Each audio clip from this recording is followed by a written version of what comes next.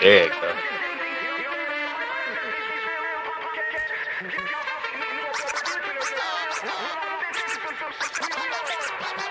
Taking the reins of this game, so you better fall in line. We've seen enough of your BS, now it's really our time. Keeping you updated, probably demonstrating that we really iconic out here making these changes. Chop shop the game, we the ones above the rest. Home for real fans, we up now for getting next. Carlito K, Trigger Trey, man, it's still Dr. Sean Black, Al Jones out here keeping it raw. Yeah, you already know the game. You know what I'm saying? Doing these real podcasts, giving out fake news while we up here keeping it real. Raw and authentic, you feel what I'm saying? We don't much. Let's go.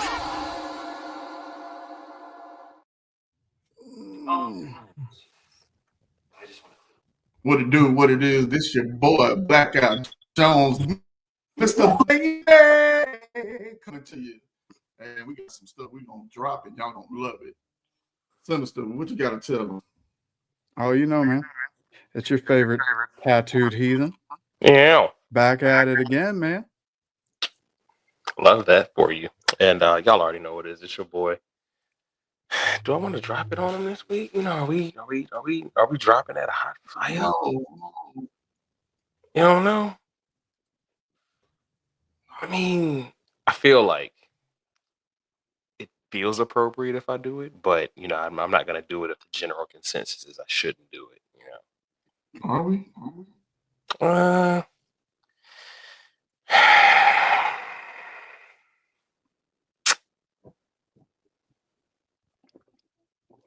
I don't know. Like, I feel like, you know what? Let's try to see what happens.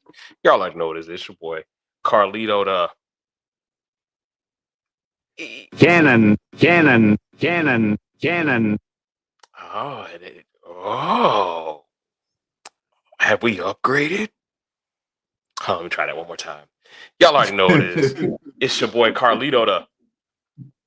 Oh, I didn't do it. See? Technical difficulties, bro. It happens. It happens. Yeah. Y'all heard it the first time. Y'all It be all right. does, you know. Double Dose of Knowledge, Iconics, Carolina Wrestling Cartel. Y'all already know our spiel, jazz, all that good, hot, sexy shit we do. And y'all listening to Beyond the Bell. I'm kind of drained from wrestling this week, so I apologize that my energy ain't on 20 because there's a lot of wrestling this week. Like, I watched almost everything. I watched Dynamite. I watched Collision. We got to talk about Dynamite too, because I was so hyped for Hobbs. Like, anyway, Black, like, bro, when I tell, like, for me,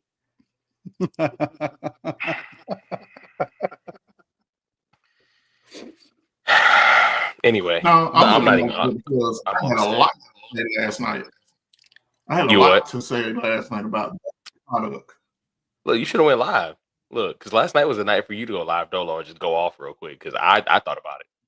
I was close. Like, y'all had a chance. Oh, don't worry. Y'all had a chance to do something and make AEW fresh again. And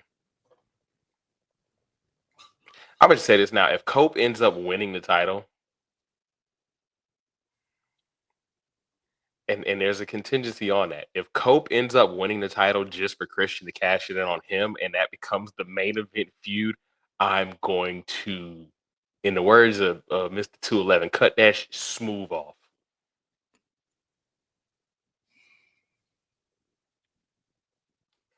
Or you could just cope with it. Oh my God.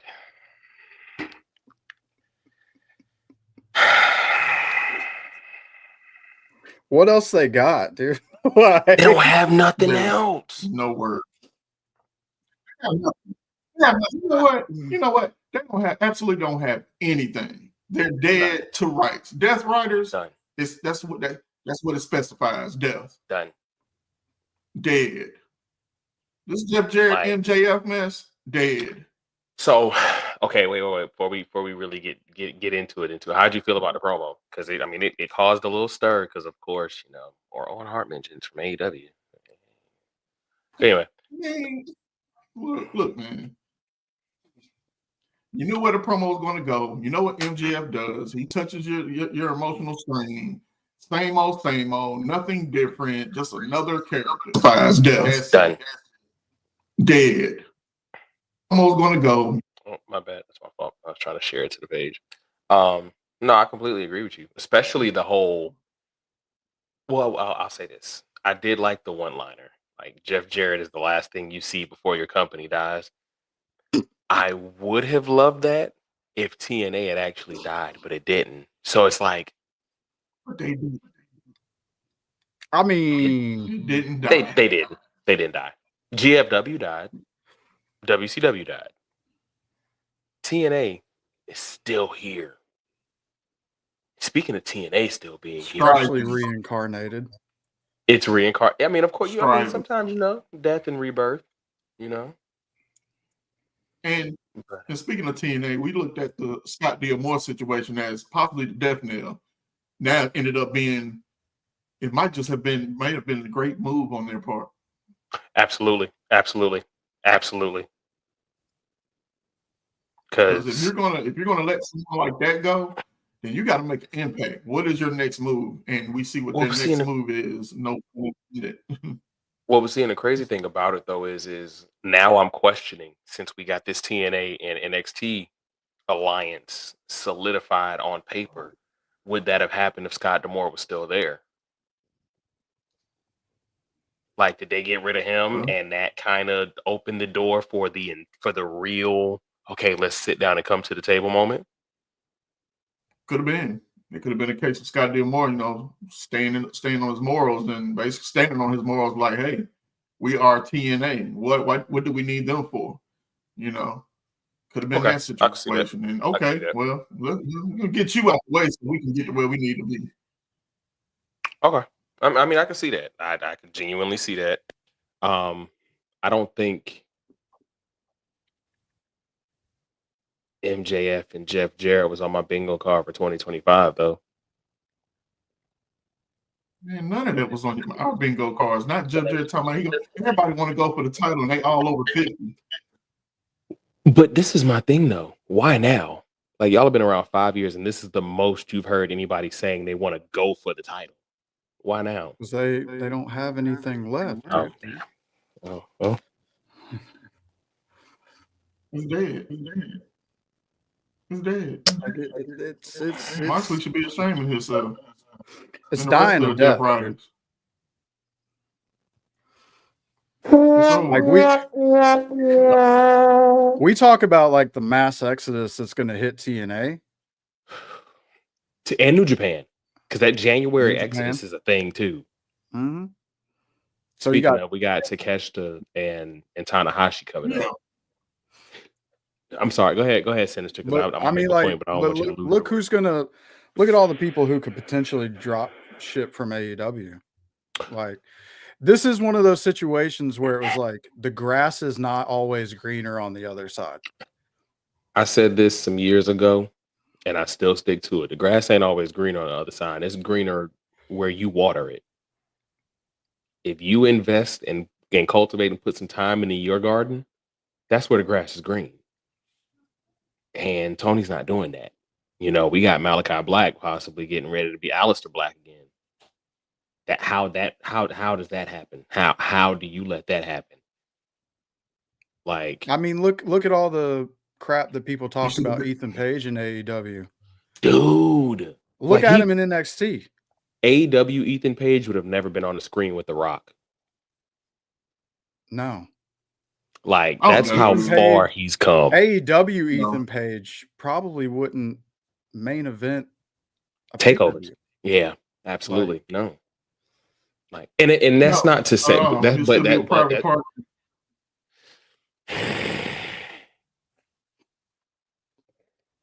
bruh.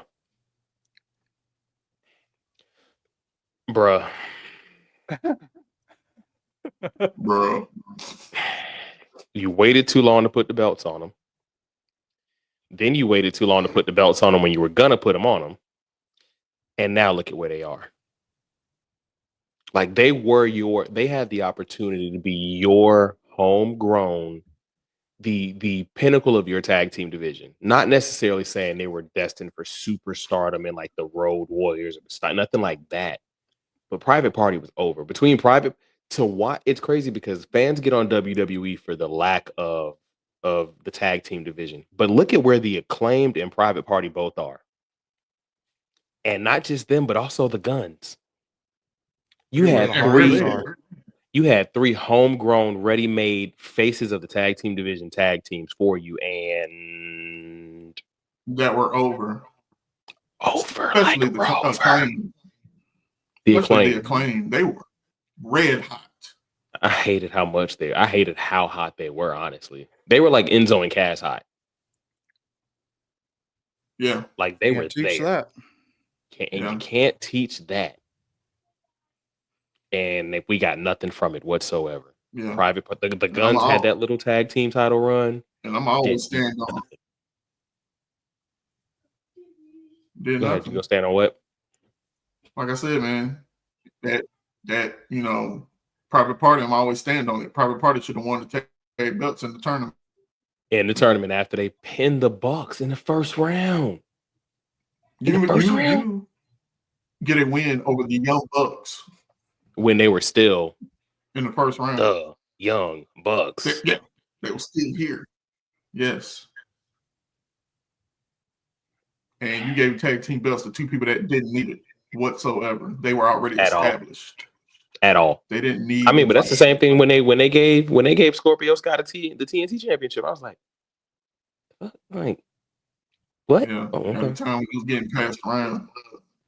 Like a $2. Never mind. The fact that the whole House of Black were never the tag team champions, were never TNT champions, were never AEW World Heavyweight Champion. You didn't even give an international championship. And probably the best 6-man tag team ever. They had the titles, and here we are. Hey sis, what's up, sis? No, seriously, absolutely, no. The best 6-man tag champs ever, easily. Like the way they switched the match. Get a world title? Nope. But you know who did? Moxley has 4 now? This is his 4th reign.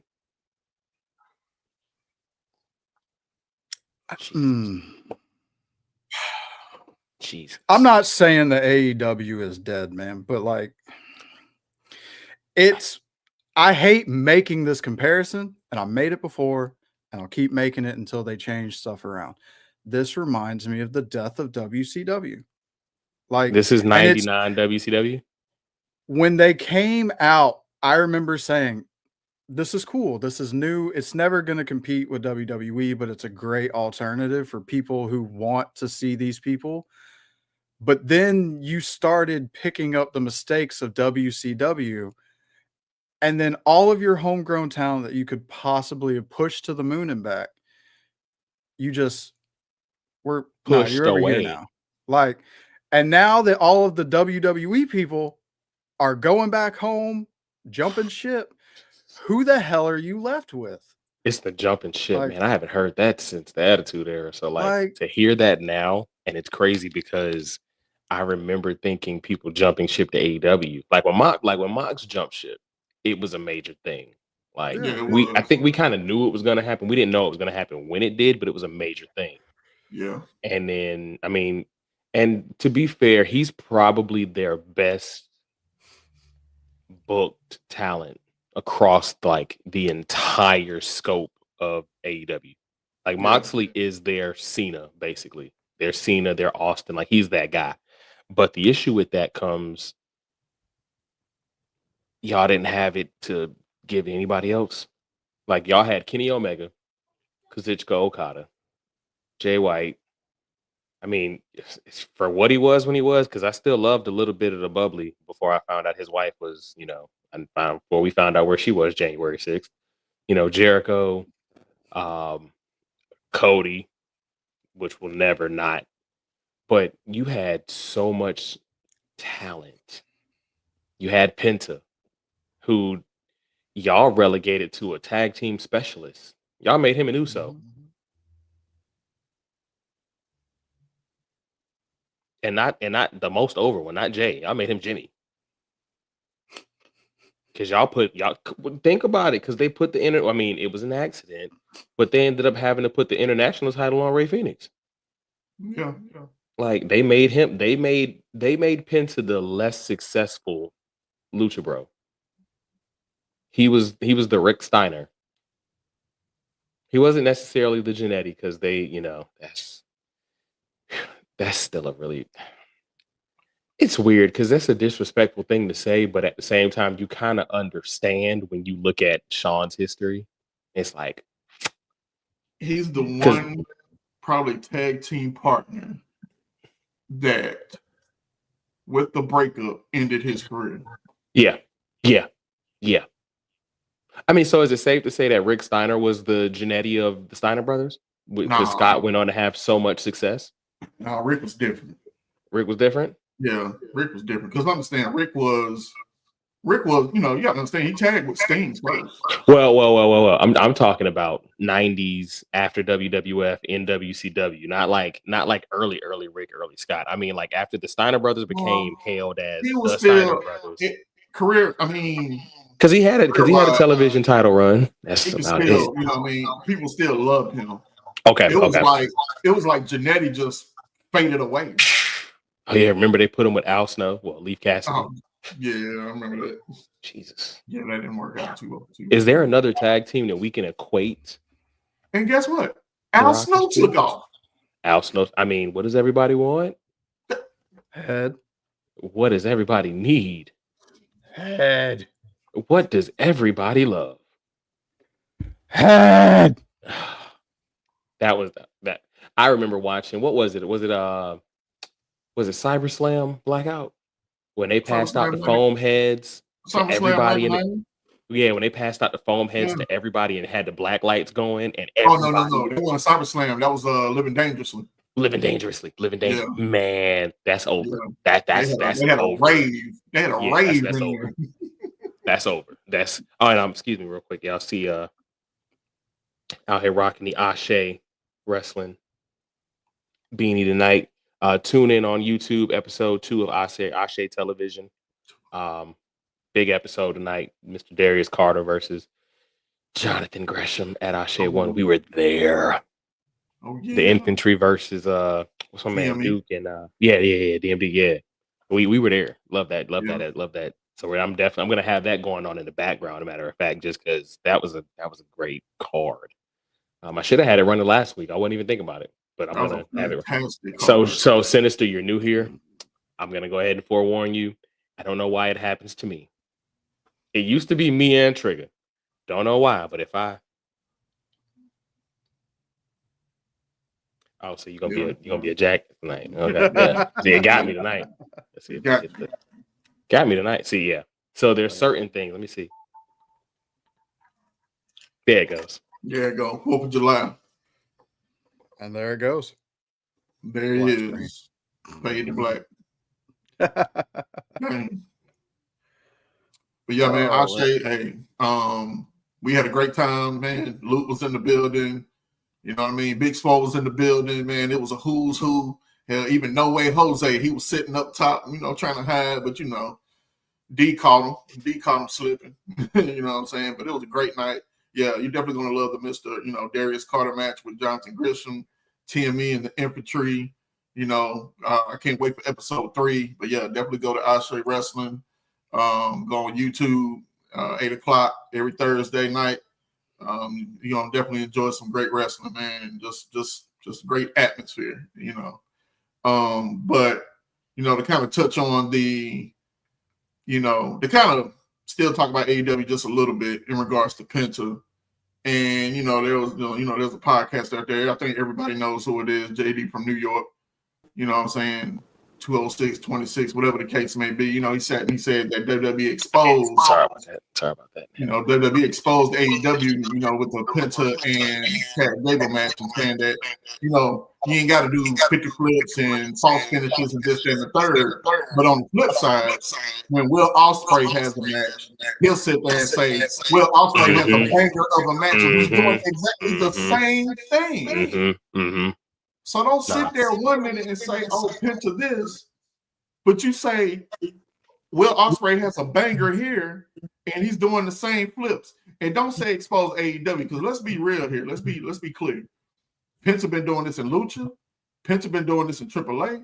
Penta been doing this in TNA. So you just gonna just out AEW and that's it. You don't expose nobody else. Penta been doing this. This ain't nothing new. You know what I'm saying?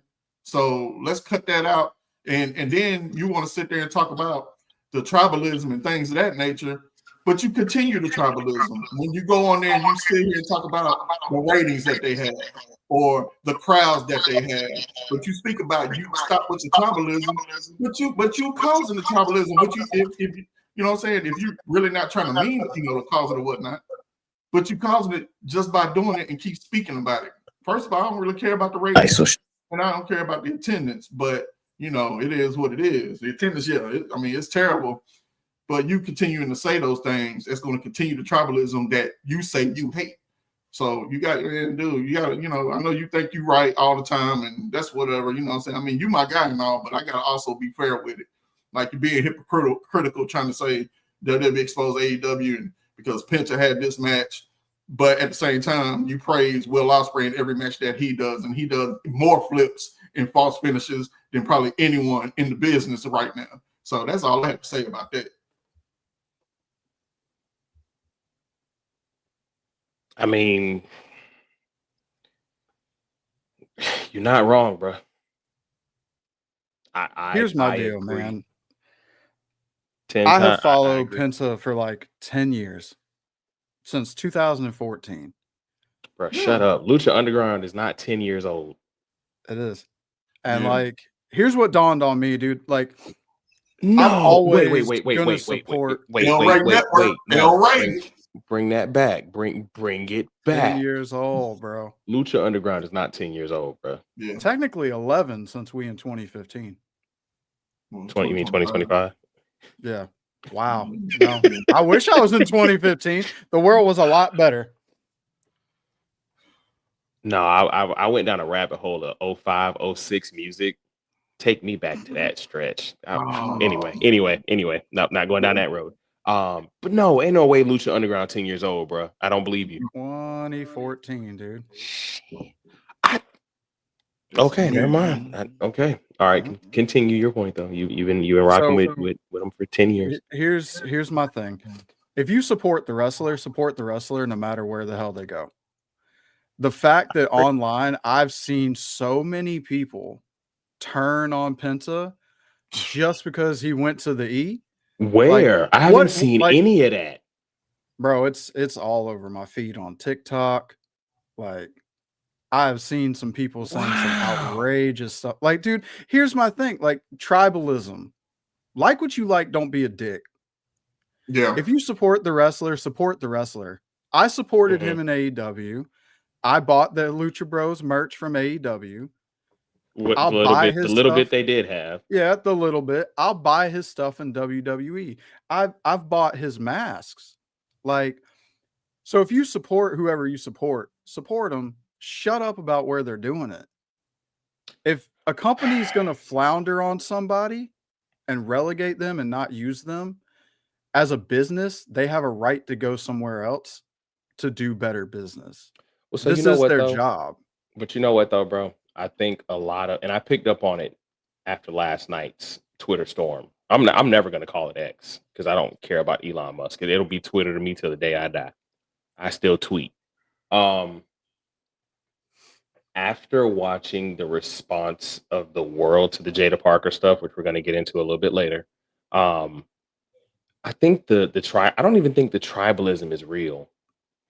I feel like it's manufactured for clickbait and likes and clout. Like if there's anybody who should be immune from, oh, well, he went to the ER. It should be somebody like a Penta. Never heard a bad, which is crazy because now I'm seeing, like, as I'm talking to you, I'm reading the timeline and I'm searching for negative stuff and I'm seeing some smearing going on. I'm sorry, never mind. Nope, never mind. Wrong person. I'm looking at the Aleister Black stuff, which we'll touch on that too. Aleister too. On Malakai, yeah, they started on Malakai hard. Like, there's some smear stuff, like he was difficult backstage and didn't want to. Somebody said he didn't want a job to anyone, so the injuries were manufactured to keep him off TV. I mean, I haven't seen none of that about Penta yet, but I think a lot of people do this because they're hoping for that one viral moment, that one viral tweet, that one, hey, I done said something that's controversial. Yeah. What up? There he is. Will Washington. I mean, Trigger Trey. Go ahead and hit him with the intro, Trigger. Yo, what it do is pop it. It's the undeniable, the reliable, the one and only Trigger Trey Knight.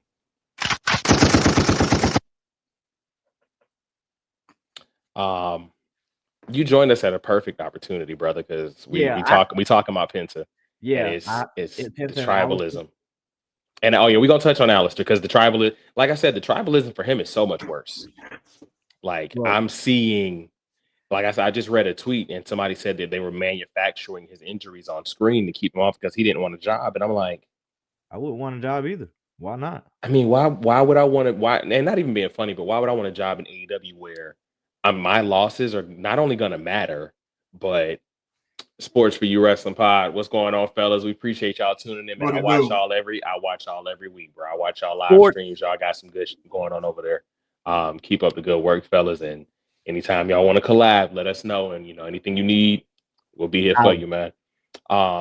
It's amazing to see. Like I said, I haven't seen any Penta yet, but me seeing it with Malakai. But it's crazy because it's almost like we noticed the tribalism because it's always been here. I'm a WCW guy. During 96, 97, I was a WCW guy. I'm a Sting guy. Yeah. So I was tribalist almost to a point, but it wasn't so prevalent because social media wasn't a thing yet. Yeah. Now that social media is a thing, we see it so much more, but I really don't even think it's genuine. Like, because what's crazy to me is everybody all of a sudden is tribalist, but everybody is caught up on what's going on.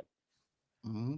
Y'all are still watching. Like, that's the crazy thing to me. Y'all are so, oh, well, they're doing it in the E. If you're a Penta fan, I know you're watching. I know you watched that Chad Gable match. Oh, yeah. And even if you watched it, you saw them turn it down. Like, if you didn't see how he slowed it down, you could tell he was nervous because it's new. It's new. Yeah. And everything that he did felt like, when they say no wasted movement, like, it seems like everything that you're doing it has a reason for doing it. That's right. Exactly how it felt in that match. Like, the Canadian Destroyer, that spot, it felt right in the match. Gable sold it. Yeah. It wasn't a get up, hit you with a Canadian Destroyer. Get up, hit you with a Canadian Destroyer. It was a spot. The German suplex on the ring apron. Beautiful.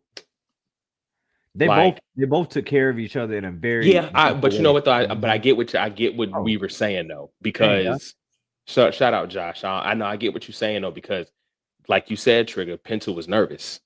To be fair, I'm sure he was nervous. This is, as Cole said when the 3 count hit, this the big stage. Welcome to the big leagues. Chad was the perfect opponent. I just hate that Chad. I hate that was one of those matches. I hated that somebody has to lose because I hate Chad losing so much. I hate him losing so much, but it does a lot for his credibility and his body. Yeah, to show that Triple H of all people trusted him to get Penta over. So you know what it reminds me of? What's up? Kind of like how the run that Damian Priest was going on. Damian with Bad Bunny. The trust. Yeah, if you get this guy over while putting over your faction or trying to put over your faction, So you know what? I'm glad. No. Not right Fernando, now. I'm glad you brought it up because I saw an interesting JR tweet earlier. He did an interview on Grilling with JR, and he mentioned how AEW had so many guys that can do everything that Rey, Penta, Rey Phoenix, and all those guys can do that it didn't seem special anymore. And he's saying, I'm not saying that he's the replacement for Rey over there, but depending on how they book him, they have a lot of guys who can do what he does. But of course, the comparisons to Rey are there. Right. I don't think like when Bubba, like Bully said it earlier, he was like, he's the next Rey Mysterio. There's not a next Rey Mysterio. No, there never will be. Rey Never Mysterio will. defined a generation and an era. He changed the landscape. Even when he made his debut to SmackDown as a cruiserweight, 3 years. Let's see. He did that in 2002. He won the World Heavyweight title in 06? 06? Yep. So 4 years later, maybe he's world champ. What other cruiserweight do we know did that? That's not a thing. So for anybody that wants to say Penta is the guy that's going to take over for Rey, nobody can take over for Rey. I do think that their next big Latin star is Penta, and by all rights, it means they need one. Yeah, they need one for that market because he has the charisma, the personality. He has all the ingredients to take that mantle and run with it. That swagger. That's why I was saying you can't compare him with Rey because Rey never had the size to pull off heavyweight style wrestling. Penta's got the size, but he also doesn't do acai moonsaults into hurricanranas and stuff that Rey was doing when he was smaller. Like it's very different. The only comparable person is Dragon Lee. The only person, and even then, it's kind of still cooled off because it's cooled off. It's I don't know what because Dragon Lee doesn't have that in-ring charisma that Rey had. Like that's why I say I don't compare anybody to Rey because when you watch the Rey Mysterio match, but how do you get that back? Because it was there. He'll never get it back. No, that's done. Putting him with the LWO cooled him off forever because they're always gonna go back to. Well, he was with the LWO. Like we know how fans are, bro. Like they don't have short memories. They definitely don't have short memories, especially when they need to. But when they need to. But it's crazy because I look at you said a Dragon Lee, a Rey Phoenix, or what's my guy name? Blackout. Not Roosh, but Bandito. Bandito, yeah. Another guy that was a top level luchador with in-ring charisma, could move and had the matches. And then our guy that we told needed to slow down before he got injured, and now he's hurt. About Vikingo? No, yeah. Vikingo, yeah. Another guy that has it, but Rey is an anomaly because he's been injured a lot, but Rey never had that career-ending injury, that injury that kept him off screen for 5 years or anything like that. Yeah. A lot of these guys can't say that. They didn't. A lot of these guys lost pushes because they couldn't stay healthy. Rey never lost a push because he couldn't stay healthy. Yeah, and then he wasn't really out there wilding. He wasn't on roids. He wasn't. I mean, no outside scandals, no nothing. Not saying all these guys do, but a lot of them do. There is no comparison to Rey. I do like this though. I do like that because La Parka was a really heavy cruiserweight in WCW, and I remember he wrestled when he wrestled Goldberg. Now Goldberg tore his ACL on the spear. Like that's Goldberg injured a lot of people. He definitely did. Jesus, that's exactly why Bret Hart would never forgive him. Let me tell you something about Bill Goldberg. There is nothing funnier to me than Bill Goldberg for some reason. Like he don't like that dude so much. He refuses to just call him Goldberg. You know what I think it is? I think if it was anyone else, like if it was a Flair, if it was an Arn Anderson, that ended up been a lot different. But he looks at Goldberg like, man, you're not good, and you hurt me. And you hurt me because he was green. He's another Ryback. Yeah, he was green. Like I mean, it's not. That's not his fault though. The fact that they pushed him and because even the training that he was receiving or that he was going through, it wasn't much. The power plant. The power plant. Yeah, the power plant. What were you really learning, and who were you really learning from? Well, I mean, Sergeant Buddy was they say he was a great trainer, but the thing is we got to look at it.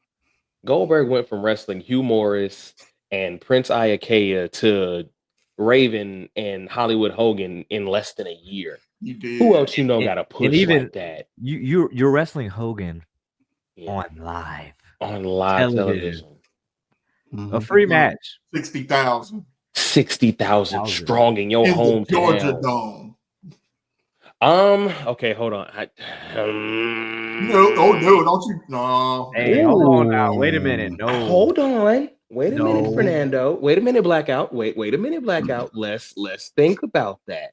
Nah, he just touched a nerve with Black. He did, but let's think about this. Let's think about this. Let's think about that. Okay. Outside of the DDP match, does Goldberg have any other great match? Because we know what Warrior's great match is.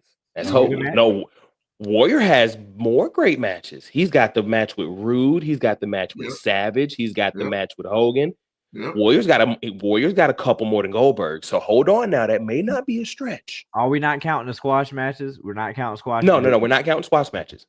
No, I'm saying Goldberg was worse. I agree with that. Oh, you were agreeing. Okay. Yeah, I was agreeing. You know what? So initially I was going to say it wrong. My bad. But no. Because Shane now it's crazy because you see his the gears are turning because he's like, wait a minute. Was Goldberg worse than the Warrior? Yeah, Goldberg. Yeah. Wow. He was worse than Ultimate Warrior. You know what always got people with Goldberg? He's Bill. The entrance. That's it. Jey Uso. That's it. The entrance. Wait a minute. We're not starting freaking Jey Uso slander tonight. It's not a slander. It's just look, where's Jey coming from? He's coming from way back in the back. That's too damn bad. You gonna keep hearing it. Just Jey is 90% entrance, 10% super kick. Look, we literally just touched on it. It's a whole package thing, man. Like it is. If you go back and look at Penta, right? The entrance was cool. The music was trash. The presentation was awesome. It needed that luchador like Eddie Guerrero. Like I need that. I think maybe in the future they'll change it. I like the little Rage Against the Machine licks that's in there. Mm-hmm. They're very subtle, but like the delivery is awesome, right? It's something that can get you hyped. Mm-hmm. His in-ring skill is really good. So hurry up and get home, brother. We may still be on when you get home, but we'll see. Yeah. His charisma in the ring, amazing. His mic skills, they're good. That promo was too long. A little long. But then when you look at Goldberg, how many of those boxes does he check other than the entrance? Promo. So this is the thing about Goldberg, which is why I'll never completely shit on him. Like I'm not a Goldberg fan. I hate when people try to compare him and put him in the upper echelon of WCW superstars. Mm-hmm. Like they say he. Who the hell does that? They say he took the torch from Sting, and I'm just like, he was never that guy. What torch? Exactly. So this is my thing with Goldberg, though. The one thing about Bill Goldberg. Let me tell you something about Bill Goldberg. The one thing about Bill Goldberg is Bill Goldberg defined intensity. Like up to that point, we'd never seen anyone come in the ring like that. Even Warrior, because Warrior was only like that to the ring. Warrior was blown up by the time he got to the ring. That was Goldberg's intensity is unmatched. Even Lesnar, like even with Brock sold, so his intensity came across different. But Goldberg, it was like everything he did was intense. The entrance was crazy. The spear. Crazy jackhammer, crazy. Yeah. It was just like so that was the thing that that wooden door. Bruh, he had, but they told, and it was crazy because somebody told him, I can't remember who did the interview, but they said we told him to stop headbutting doors, or like one day it was going to catch up to him, and they caught up to him in the worst way possible because he almost killed Mark Calloway. Like he's about to kill a lot of people. Yeah, you ain't lying. Yeah. But that jackhammer, that was a DDT. That was a falling DDT. Just imagine somebody take it like the Spike version of that. Like that's what it was. It was a Spike version. He dropped it. I'm talking about like just straight up. He just made that his finisher. Yeah, that was a wrap. That was that's the only thing I can the Hulk Hogan moment. Oh, you got me, brother. Oh, you got me, brother. My neck, brother. Fucking Hogan. That's Blackout favorite person. That's it. It was. It still is. You still got where the poster at? You still got the poster up? If he still got the poster up, he's still a fan. I will neither confirm nor deny if the poster is still up. Why you gonna do him like that? That thing's still up. I will neither confirm nor deny. So let's look at it like this. Oh, Jesus. For everybody that has something negative to say about Penta, it's week 1. Give it time. Even if you're not an E fan, give it time. Like let it simmer a little bit. Like let it cook. Because the match was great. The entrance was great, whether we agree on the entrance theme or not. But give it some time, because let's see. We've seen how the presentation looks, but let's see where we go from here. Because give it time to let the nervousness wear off. Yeah, we know how stacked the top of the card is. So what is he? Is he a US? He's high mid card. Is okay. Well, let me ask y'all this question first: is Penta a Raw or SmackDown guy? Raw. Okay. Raw. You think he's Raw? Start him off. I feel Penta on SmackDown for some reason. I would feel like if him we more look on at SmackDown. You know what I mean? But I don't know what you mean. For now, like when you know what? cool Here, I got you. Think about the Ruthless Aggression era and that whack PG era, and think about how each show had defining characteristics for the characters that was on the show. Mm-hmm. Penta fits that Jeff Hardy mold. When Jeff was rocking the face paint, he to me he fits that. I don't want to say family friendly because he's out there trying to break people's arms and stuff, but he's that. The kids are gonna rock his masks. Yeah. He's gonna have banger matches, which, let's be honest, Raw's not known for the banger matches. Like SmackDown has always really been the wrestling show. Raw's always been the storyline character show, the entertainment. And I just feel like for me, Penta's a professional wrestler. He's not a sports entertainer. So, but I mean, if you feel Raw, I mean, he's a big name guy. I take that back. You know where I can see him? NXT. Wrestling. I can see him wrestling. Imagine Penta in black and gold, Capital Wrestling Center, NXT. Yeah. Dog. I almost slipped up and said the N-word online. A time will be had. A time. Families will be fed. And you know what match I'm specifically seeing in NXT? I'm seeing NXT Championship, Aleister Black, Penta at TakeOver. Damn, get it out, motherfucker. I'm trying to think because I'm looking back at the look. I'm trying to think of one of the takeovers that we had during the Black and Gold era that would make sense because it's not a war game. That's not a War Games match. That's not a in your house match. Well, so Fernando, I disagree with you only because we have to look at the time when NXT Black and Gold was being built as a third brand. If you want to establish Penta as a main event caliber talent and immediately go for a world title because he is not beating Cody, he isn't beating Gunther. If you want to establish NXT as a third brand, which is really what they need right now, being on the CW network, they're still pulling in 700, 800,000 even without The Rock. They're missing that, and I mean in no disrespects, I mean to Oba or to who else is down there right now, Trick. They're missing that one big superstar.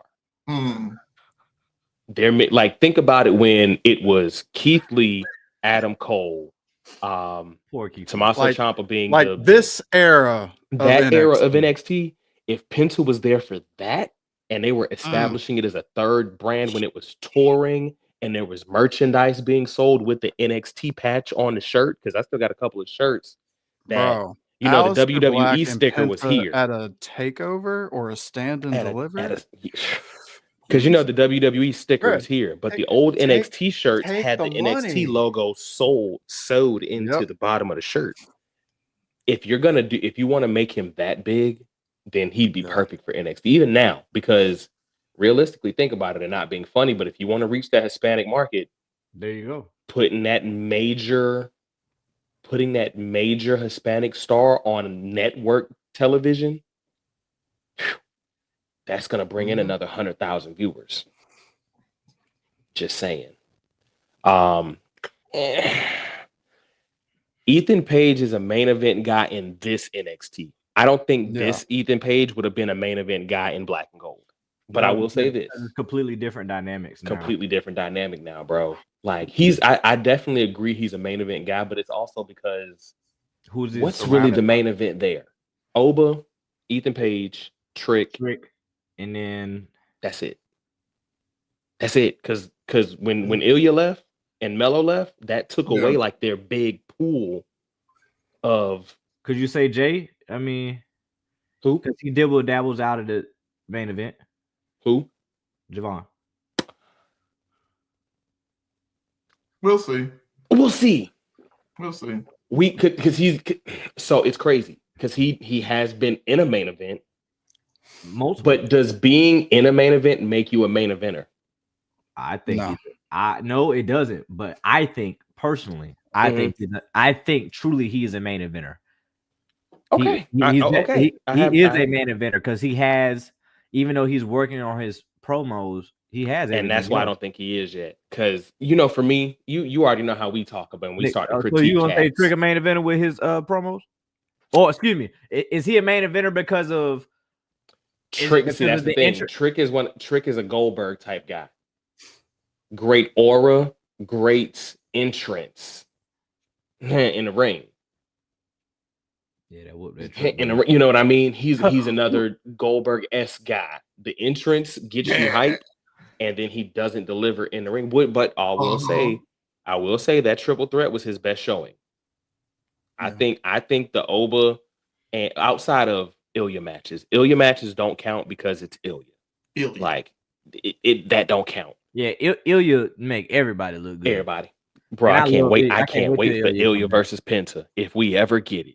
That's gonna be. I need an Ilya versus Gunther on the main roster.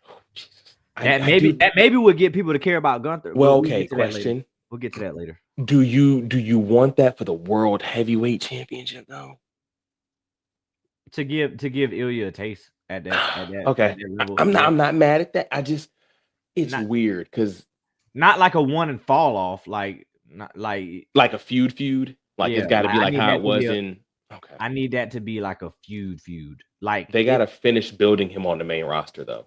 Like because he got hurt during the middle of what they were gonna try and do with him. So, because I don't like Ilya taking L's. I don't like Ilya taking L's. I don't like it. I don't think it's right. When he took an L to Jey Uso, I was like, see, what did I say? If you build it right, it's got to be. So for Ilya to go automatically into a world championship kind of thing, they got to finish building him. He's not there yet because he got hurt during the middle of his run. He was about to get a Braun like push. Yeah. Sorry, I felt the Tama moment, bro. I'm sorry, I felt it. Ethan Page is this NXT's version of Bobby Roode. The dogs agree. The dog. It's got something. So okay, question.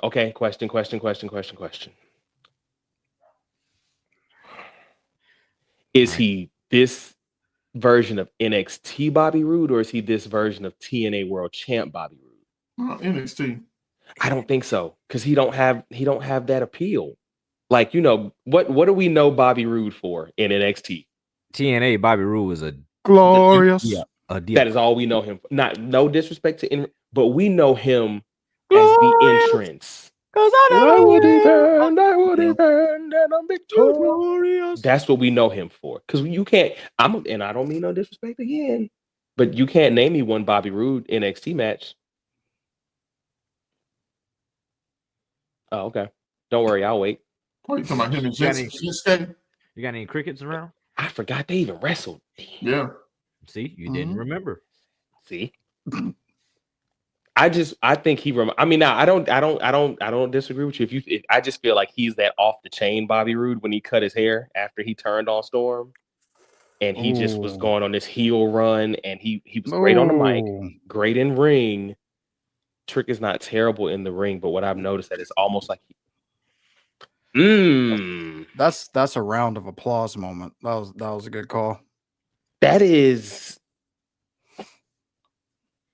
Have we ever had it discussed, like explained like that? No, that was a good one.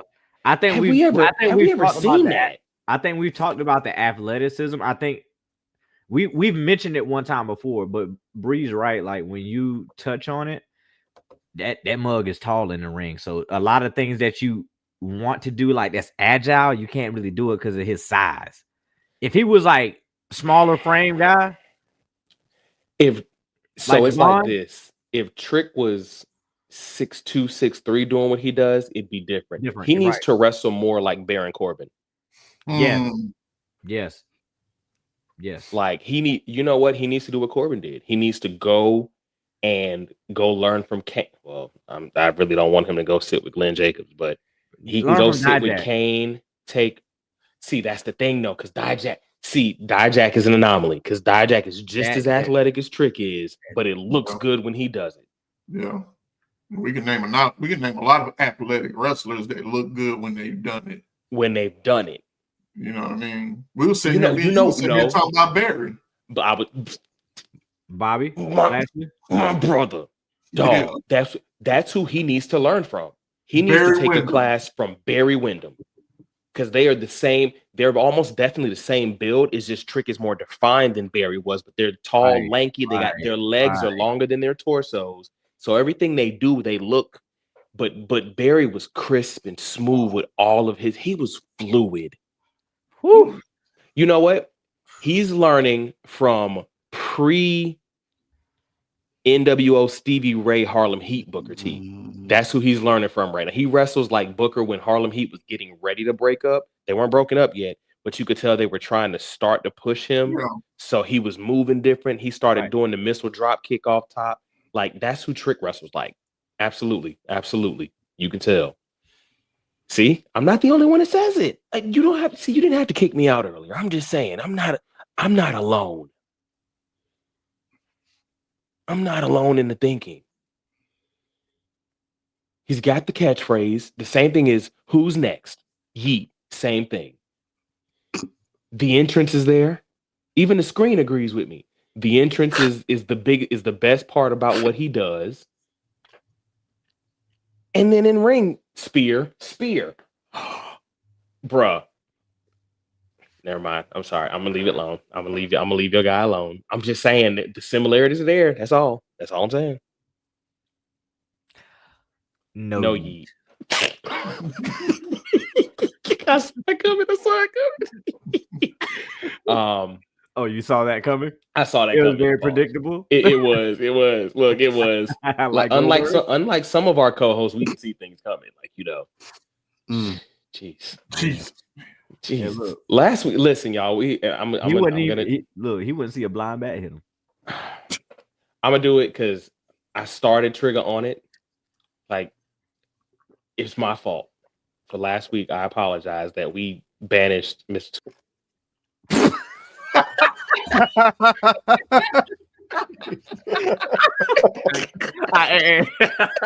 Yo.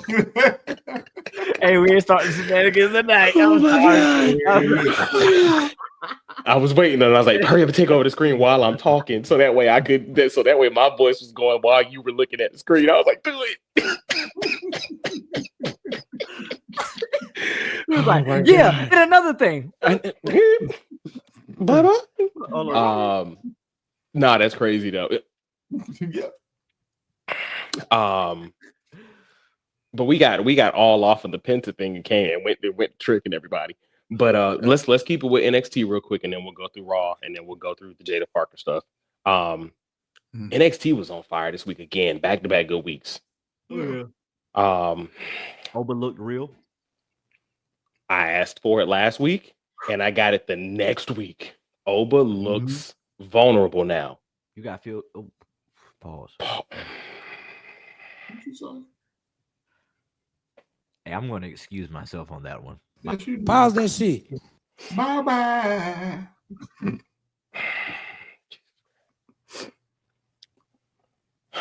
Exactly. Don't get him started.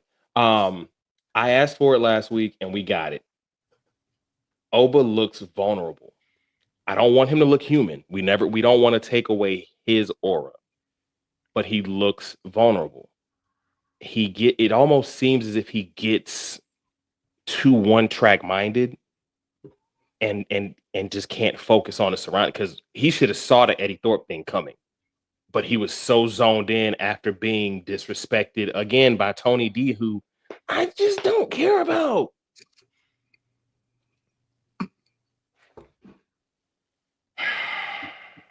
You know what, Trigger? You know what? You know what? Tony D came out, and all I could say was, "Oh, brother, this guy stinks!" Every time I see him, that is like the only thing I can think of when I see this dude. Y'all bet not let me get that soundboard, because I'm gonna have that being popped. So God, I pray you don't. This ain't be obnoxious. See, and that's why you don't need it, because we can't be obnoxious with it. We gotta. I was gonna do it too. I knew that was the one you wanted. You're so childish, bro. Hey, you gotta record. There it is. Like that shit. Yes, sir. Well, you think this battle rap out this world? Let me get my mic straight. I said, hey, yo. You know what? Actually, hold on. You know what? We got a new thing, and Bree, you were gonna be the first recipient of it. Let me go back to that comment. Where was that comment at, Trigger? See if you can find that one we had brought up. Which one? About Trick? About Trick. There you go. Bree Mode. Go ahead and get hit one of the BTB bombs real quick.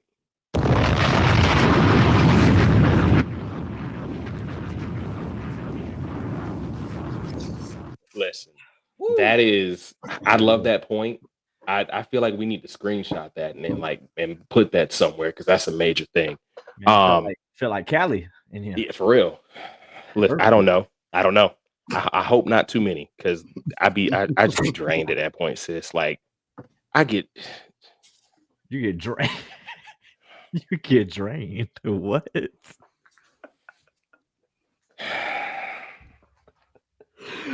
Hey, yo, somebody get this man off the mic. Hey, yo. Hey, yo. Childish, bro. You're gonna grow up one day. Grow up. I lost my whole train of thought now messing with this dude. Gosh, I don't like you sometimes, bro. Jesus. What was we talking about? Oh, Oba. Tony D made a good point. He's the first person to beat him. Makes sense. Yeah. The Ridge Holland thing. So it's weird. He has the perfect build to go against Oba, but I don't care about him either.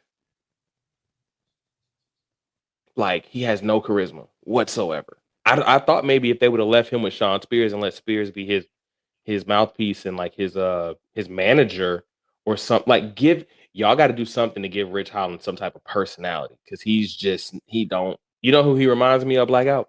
Who was that? Not necessarily in the ring. Why you gotta call Blackout? You couldn't say Sinister or Trigger, like you, because y'all aren't gonna know y'all aren't gonna know where I'm going. How the hell you don't know? It's not me that don't know. It's y'all that don't know. But we do know. You know. Sinister, what you think? Not to look down. I hate you. Bullshit. Exactly. Already on your.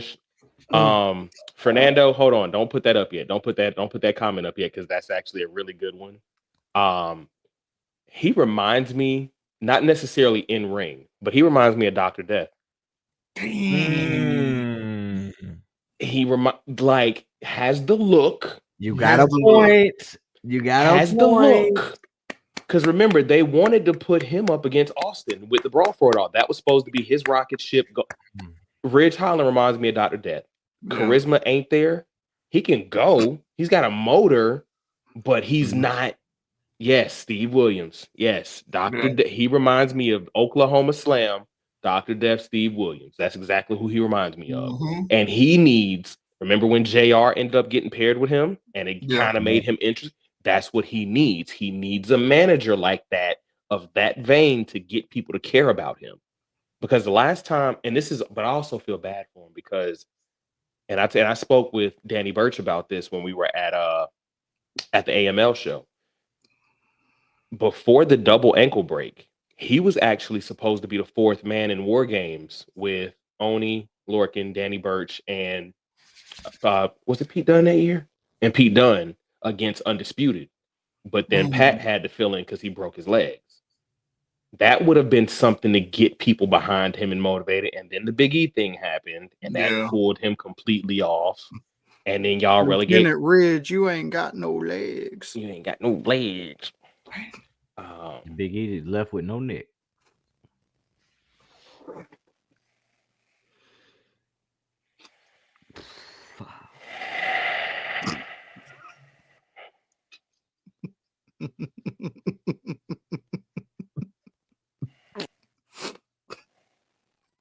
Yep, you're banned.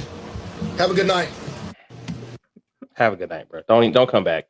Don't come back. Like,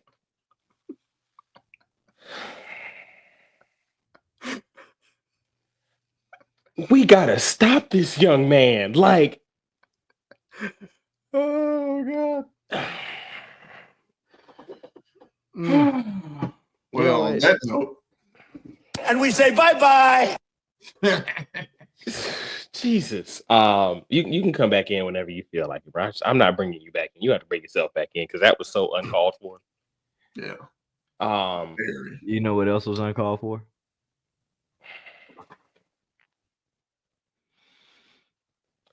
Look, even Dr. Shaw said you had to go, bro. Like that lets you know you are out of line. I'm out of line. Out of you are out of line. My next joke was about to take it there. Don't go there. Do not go there. Hey, look.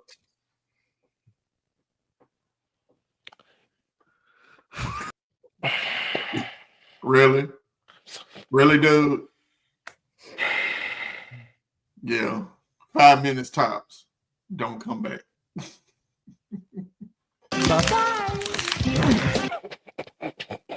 I'm so sick of him.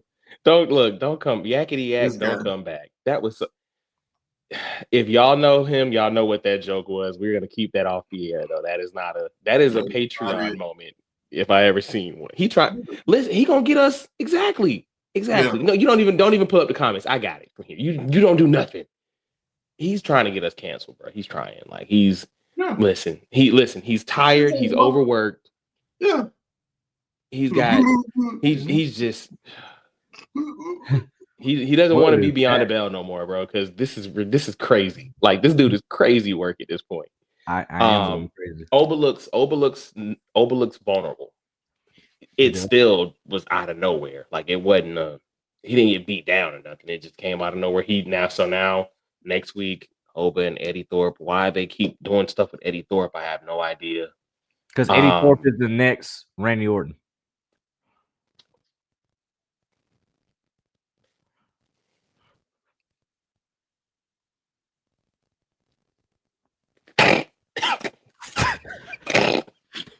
You got that Michael Cole. Speechless.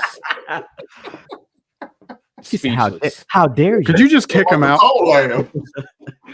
I'm violating everybody tonight. I mean, he is on one tonight, but he is he is the old brother. This guy stinks. That's him.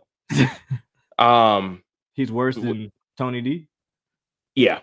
Oh, yeah. I'd rather watch a Tony D match than watch any type of Eddie Thorpe. Because remember, wasn't he the one that came out doing the shaman dance and the Indian rain dance initially? Yeah, I don't care about that dude, bro. I don't care nothing about him in the slightest. I don't care about him either. Cora Jade sucks. Bad. Gotta love the airbags. Those rentals are renting, but wait a minute. No, like seriously. Was she this bad before the injury? I must have had blinders on because I don't remember her sucking this bad. Man. I mean, she's top heavy now, so it's Okay. not distributed properly. Why is she sucking Yeah. so bad? I don't it because of the rentals. I don't think she learned how to move with them. The rental's a little bit too heavy. She need to get with Charlotte and see how need to get with Charlotte and learn how to move with them because she. I mean, even Charlotte said she didn't want no more. Like, yeah, Charlotte went down. Like I don't remember Cora Jade being this bad in the ring. Shotzi lost. Thank you, Jesus. Yeah. Good for her. Good for her. Y'all know I don't like her. It's trash. Shotzi won. No, she lost to Julia, didn't she? Yeah. Oh no, I'm sorry. I'm foretelling the future. My bad. I'm foretelling the future. Yeah. So okay. I'm sorry. Yeah, I'm sorry. I'm foretelling the future. She won. She beat Stephanie Vicure, and people are upset. I don't know why. She didn't lose clean. No. And now the loss is on her, and not a loss like Asuka. Remember how everybody was just waiting for Asuka to finally get the loss? She should have never been a thing. Well, her bald head. Ooh, damn, that was not nice. That was not nice. You know why she did that, man. You know why she did that. So why even? Come on, son. Come on, son. Why she did what? Why she went bald? Come No, on, I thought it was a part of the character. No. Her sister had cancer and went through chemo, so she should get out. You know, yeah, you leave yourself this time. Come on, son. Bye-bye. Bye-bye. See you later. I did not know that. Yes, it was like, and Cole even like mentioned it on air. Oh, hold on, Retro. Wait. All right, now hold on. I think you might be stretching. You might be stretching. Wait, are we talking about Dana Brooke or Ash by Elegance? Not Ash by Elegance. We're talking Dana Brooke. Come out, flex. No. The one that wanted Batista and got him and lost him. Negative. Nah. Because she always has been, bro. Shotzi is. She was one of those indie darlings that had an interesting look. At the same time, they went and got Priscilla Kelly, aka Gigi Dolan. So it was like, well, let's get both of them. Shotzi is mid. She's had a couple matches. She's had a couple decent matches, but I would say, if anything, I'd rather watch a Lacey Evans match.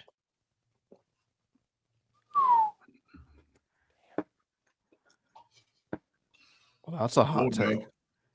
That's a hot take, like a hot. Lacey Evans match. Wait, is it because she was a Marine? Okay, I'll give you that. Gotta support my sister.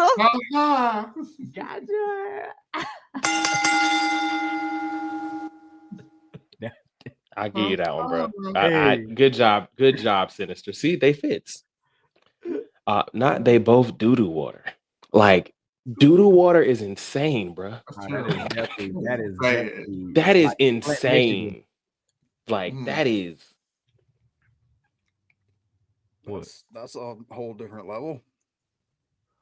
Trigger, what'd you say? The Flint, Michigan water. Bruh.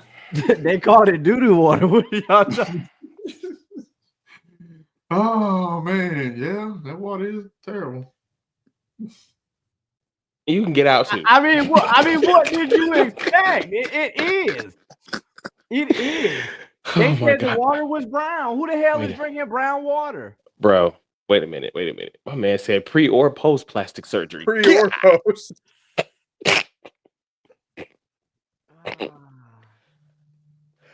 I mean, Ash by Elegance is pretty bad. Yeah. Hey, I remember that.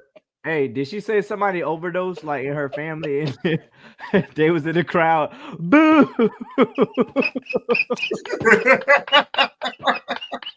She said, yeah, I think she said was it her dad or somebody? Somebody in the crowd. Hey, nobody cares.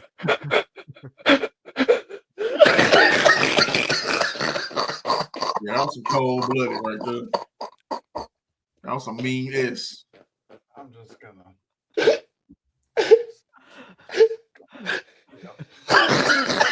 I'm a United States, but nobody cares. Jesus.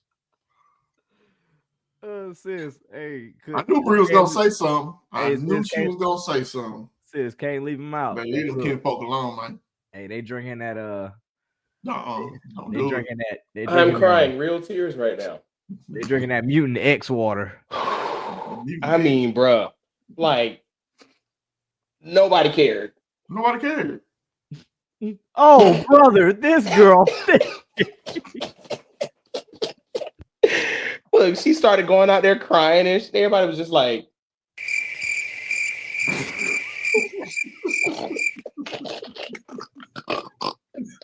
Oh Lord, Michael Cole.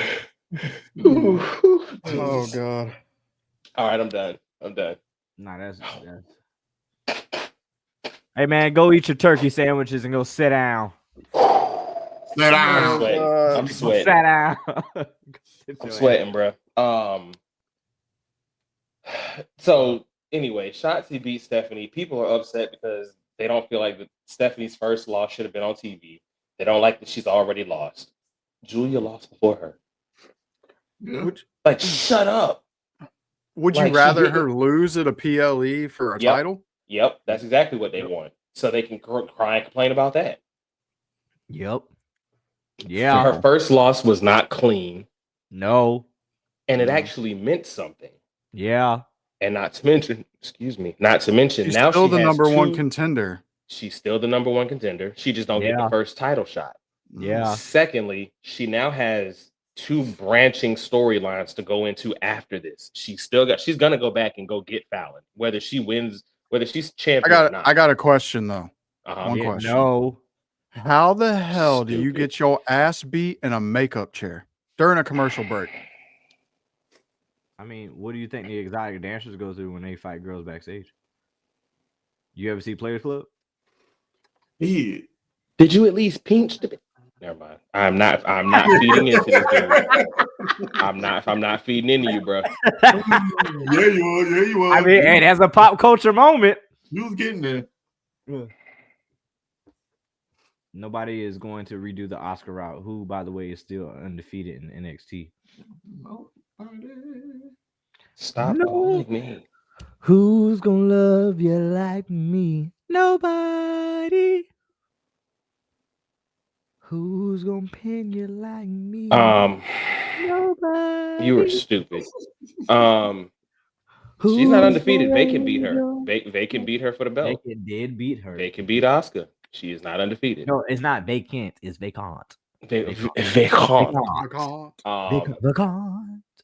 Oh, he's OT. When did OTM get this good? Yeah. Is it that they were good, or is Fraxium just that great to make them look that good? It could be a bit of I think both. It could be a little bit of both. They were on the rise, but Fraxium, hey, I ain't because if we remember the Duke Hudson performance, that was against so is Fraxium just, are they like this generation's London and Kendrick? Where like they can just go in and roster at this point. You said what? Call them up on the main roster at this point. No, don't. It's still not, because the tag team division still ain't there yet. I don't want them to go now. Wait. I'm sorry. If they get called up, send them to SmackDown. Don't go to Raw. Oh yeah, no doubt. Don't go to Raw, because then they'll just end up losing the Judgment Day 3 times, and then Judgment Day will lose their title shot. Never mind. I don't agree, because then they'll end up like the Street Poverty and not winning. Glad you know it was coming, Shane. I'm glad you knew it was coming. He had already pre-waved. Hey man, get me out of here too. Street poverty. Bitch. Buddy! Okay, should not have lost their first matches the way they did. I don't like them losing at PLEs, because they booked themselves in the corner with Julia, because they made that match with Cora. Lord Jesus. No, not Cora. Not Cora. They made the match with Roxanne on the first episode of CW. Yep. So it was either gonna be she won it there. I think early, Yeah. or she had to lose. Like, and I like them losing dirty because they don't look like they lost. Like they didn't get beat. They got cheated out of a win. They got cheated out of a win. Yeah. You don't like get the losses out early. You don't want to end up I mean, ultimately, it wouldn't have mattered. It wouldn't matter. If she had matter. won on the CW, people would have complained. She won where she won. People still complain. Yeah. Because you don't want to end up like the Patriots, where the loss comes later and it's like, damn. And then this gave you an opportunity to build her up to the US crowd. Bong. So it's a win-win. It's a win-win. The NXT tag team titles need to come back. The NXT women's tag titles. I don't want them on Raw because I don't want Unholy Union and the Meta, what are they? Meta Women Duo. The Meta Women Duo. Fire women's tag team match. I've said it before on here. I'm gonna say it again. Lash Legend is Jade's perfect rival. I know they want the Bianca thing, but Lash, I feel like Lash is gonna surpass Jade actually. Yeah, I believe that because she's putting that work in. I wish in that match she had sold just a tad, a little more. Well, but it's hard for her to. But she's like a trick. It's hard for somebody her size to sell to somebody smaller, and it look. But you know what is not hard to do? What? It's not hard to like, follow, and subscribe on the IG page. You always forget to say share. Like, follow, share, and subscribe. You always forget to say share. I do forget. It's down there. You do. Like it never. It's down here though, man. Like, follow, share, subscribe on all the socials, man. IG. And that thing was smooth. It was smooth though. It was butter. Just read all the things. Yeah, we got to add yours in there, Sinister. Yes, they do. They need to drop them belts. Absolutely, Bianca and yeah, they do. You know they need. I still firmly believe it's going to come out that Naomi attacked Jade, which is going to be so predictable, bro. Mm-hmm. Yep. Now, I will say this though. If we get a Naomi Bailey heel run where like she becomes like the role model version of Bailey heel because she attacked her because that was her, then okay. I'm cool with it. Like, I don't want to see no twerking matches and nothing. That's what I'm saying. Don't have her attack and knock Jade out just for her to lose to Jade and then do nothing. Yeah, nah. Follow directions, Mitches. This has to come with a Naomi heel turn. She's tired of being overlooked. And it has to come with one of those heel turns that not only gets her the world title, but she gets one of those, like, I don't want to say a year-long run, but like 7-8 months of just like y'all remember, because she came in as a heel when I came in, but when she went heel with Team Bad with Sasha and Tamina. Good job. The historian coming through with it, boy. So she can run heel. We know she can run heel, but I want to see her do it solo because she's got some good talk game. Like Naomi's not bad on the mic. I want to see Bianca go heel. I'm so ready for it, bro. I feel like Bianca going heel is going to be tribal chief level because she's been a face for so long. It's the same thing as the big dog. Bianca's been a face for so long now that when she goes heel and she goes back to popping the chewing gum Bianca going to be one of those. Remember when Paul Heyman gave her that joint on Talking Smack? Yep. That's the Bianca he was talking about. Then are we going to get our Batista versus John Cena match like Fernando asked for? Unfortunately, probably. Me and Sinister talked about it. Oh no, actually, me and you talked about it last night. If I'm alone in this, let me know. I don't care about face Rhea Ripley. You're alone.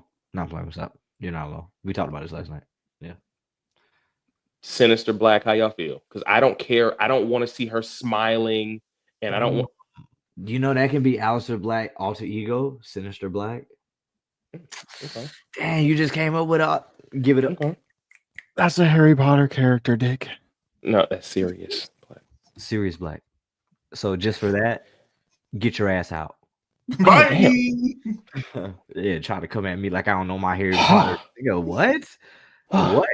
Yeah, just because you're in a room of requirement, that don't mean nothing. You need to understand your requirements and your knowledge. How about that? Know your knowledge. I'm with Slytherin. You just don't understand. I think he's blacked out. I get it. Black out. Oh! I know my joke didn't go over. Sorry. It was a bad joke. It was a dad joke. That was one of those dad jokes. He's zesty. Zesty. No, sis. No. I don't miss Binky. I hated Binky Belair, bro. Oh my god, I hated Binky was aggravating. Oh god, I hated that so much. Binky Blair. I remember. Oh god, I hated that. But no, Jaida, where Jaida is now, is very reminiscent of early Bianca. While we're on NXT, let's go ahead and run through it real quick. Jada Parker set Twitter on fire last night. We are not going to get into the politics. We're not going to get into the politics of this. Oh, she did her entrance again. That's why Twitter was on fire.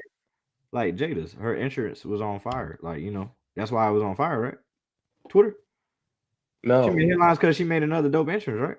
No. Oh. You're joking. Yeah, that's why I'm like, no. We got to talk about it. Like, but is this the first controversial thing we've had on the pod? No.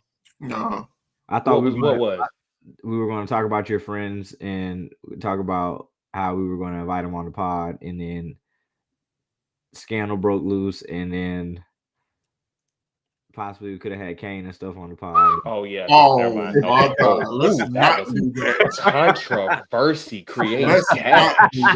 Okay. That would have been the end of Beyond the Bell as that you know. That would have been the end of Beyond the Bell. Look, we all would have been on the internet. We ought to bye. Look, we'd have been like this.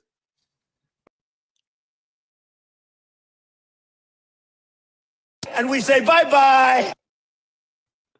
Oh my god. It would have been real bad. And now for real, because he likes me, I definitely probably would have been the only one still standing too. Like, she set the Twitter world on fire. And before we go into it, let's talk about how the IWC and just like social media in general care way too much about celebrities' personal lives. Like, why is that even something that y'all saw?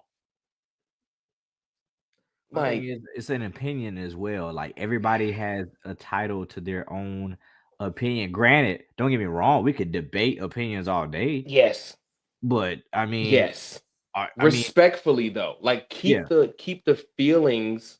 And that's the thing about this, because this becomes feelings versus facts and science. That's why I want to keep the politics out of it, because I don't want to. And of course, we never want to be seen as being.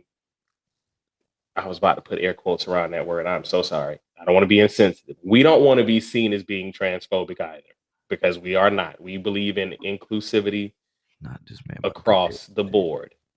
But I look at it as she has a personal opinion. She is a former D1 athlete, and she feels how she feels in the space that she feels that way. There's nothing wrong with her saying what she said. I'm a former Golden Gloves boxing competitor. I've talked to other women's boxers who have stated, I would never want to fight a man. I was Joanna Man for one day. So stupid. Like, boom! Yeah. Oh Lord. Roman done fail. I did not roam it over. Oh Jesus. Well, anyway, back to the serious moment. Sorry, I do not believe there's anything wrong with what Jaida said, and this is for Carlito Cannon, speaking for Carlito Cannon, not for Beyond the Bell. Everybody will get their own individual opinion about this, but for me personally, I think her biggest issue is not learning when to shut up. Oh, I didn't mean to do me. I think there's nothing wrong with her liking the post she liked, but going on to argue with the trolls and defending what she said, that's where you messed up. You didn't have to do that. You didn't have to do that. I mean, you're a celebrity. She's a celebrity. There's certain things that come when you ask for it. Absolutely, but Humans are going to debate. But there are certain topics, especially with her, because it's easy to write her character off of TV. Yeah. If that becomes a thing, remember the referee that ended up our boy from CZW Black, Drake Younger. Yeah. Having them political opinions on Twitter. Out of here. Fire. Hashtag Jaida did no wrong. I don't think she did. I think the only thing that she did wrong was responding to the troll, was feed into the negativity and repeatedly respond. Make one statement, be done. That's it. But I think them calling her transphobic is a stretch. It's definitely a stretch. There was no hate. There was no, in my opinion, there was no hate. There was no malice. There was no insensitivity with what she said. She spoke a scientific fact and her opinion. That's it. So for me, I don't think she did anything wrong. Didn't Jake Paul speak on the same thing? But people already don't like him because he's a natural. He's already a troll. That's the thing. Like, he is a troll. So they're gonna take it on from him. They're gonna, and even if what he said wasn't wrong, they're gonna take it that way.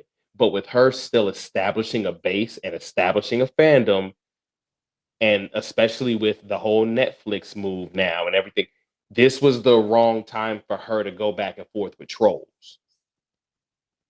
Yeah, it was. I think that just takes the wind out of it. Because kind of like how the whole Ricochet and Samantha Irvin thing is going. Like, you get so influenced in responding to them, everybody looks at you like, damn, like, you let these people who probably sit behind the couch eating potato chips and letting it fall in their beard. And I mean, no offense to anybody who lets food fall in their beard. I mean, it is hard sometimes, but Blackout be so tired of you know, food fall in his beard all the time. You know, can we keep it on point though? Like, let's keep it on point. Like, don't let these people that's in the basement, the bottom feeders, get you to a point where you respond. And that's what pisses me off. Just because Ashley, go ahead and drop one of them BTV bombs for you.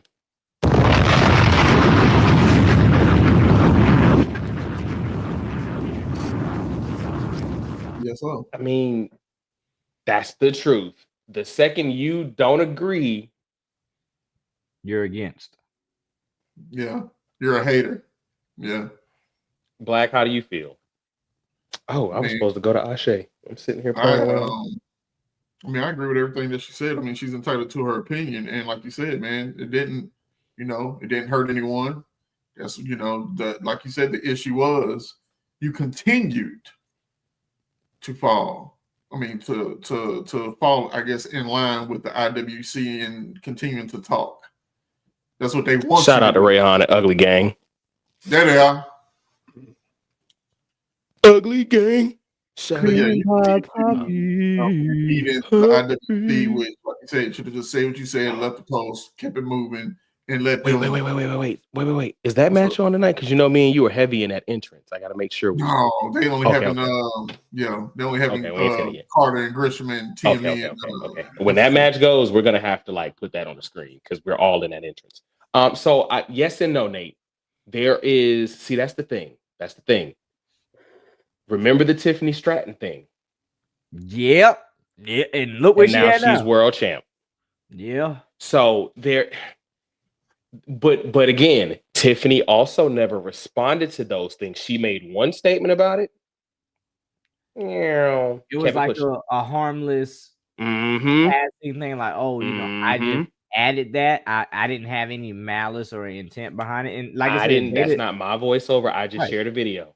Bam, and that's it. Jada didn't have that either. Jada didn't have malice and intent, but Jada needed to say, I like the post. That's my opinion. Done. Y'all can feel how y'all feel about it. I don't give a damn. This my First Amendment right. And then it comes off from her looking like her actual persona that we see on TV, use it to further. Shout out to the big sis, Big Swole. We're gonna have her on here real soon, dog. We gotta have Swole on here because I know she is going she gonna load on TK. Sinister, how you feel about it, bro? God. Oh, you'll grow up one day, bro. I'm laughing at Black. I didn't. Why are you pointing that at me? Because I know you're laughing at Black because Black laughed because Black laughed because he knew you were gonna do something or say something stupid. No. Okay. No, I'm laughing really at Cannon over here. Wow. Talking about Big Swole gonna really. She really, I'm saying, bro, Swole. And that's why I'm laughing because Swole got some malice for TK. We were at that first. Understand? When we was at that first Ashe show, she was telling us then what it was. You know, we was getting juice, bro. Like we gotta have her on, but we gotta have her on here and it be candid. Like we gotta let her have her. Let her cook. We're gonna get TK on here and Swole can be on here at the same time and we can address. No. Go ahead, Sinister. How do you feel about how? No. That would be our biggest episode. Absolutely, but no, we're not gonna. And probably the last. The last, because she's gonna go off on him, and he's gonna end up right on air, and we're gonna have a problem. What are you gonna do? He gonna pull an NWA.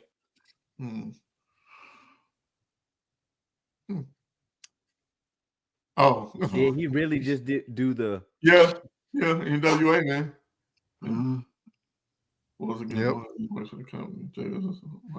right, we're gonna bring it back because that man. So Nate and I agree with you to a point, but like I stated, with hers there was no malice either.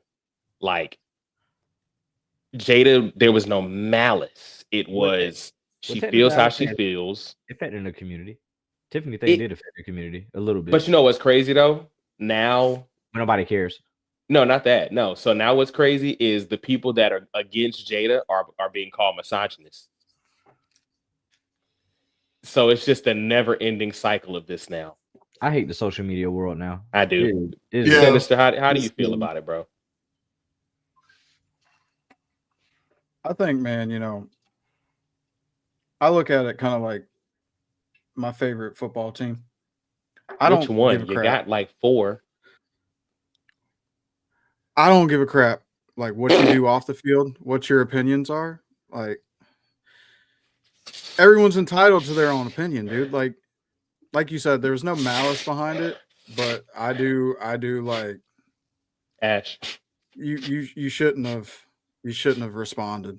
You should have just kept it moving. Like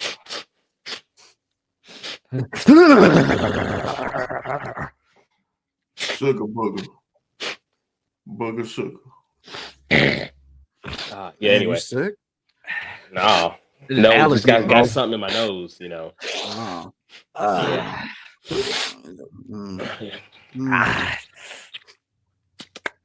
Look, gums done went numb.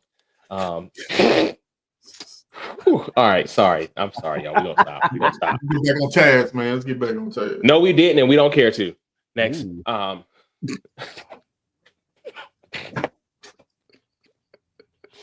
shit, my nose is a little. Oh boy. Now, hold up. Now how you gonna do that? And I tried to go in. I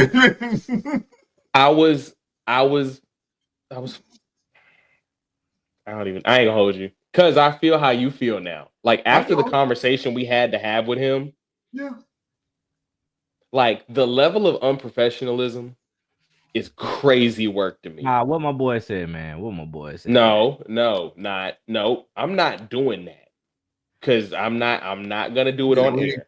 We're not gonna talk about it. I'm not gonna do it on air, but it's really not worth talking about. It ain't worth talking about either. Yeah, really. Yeah.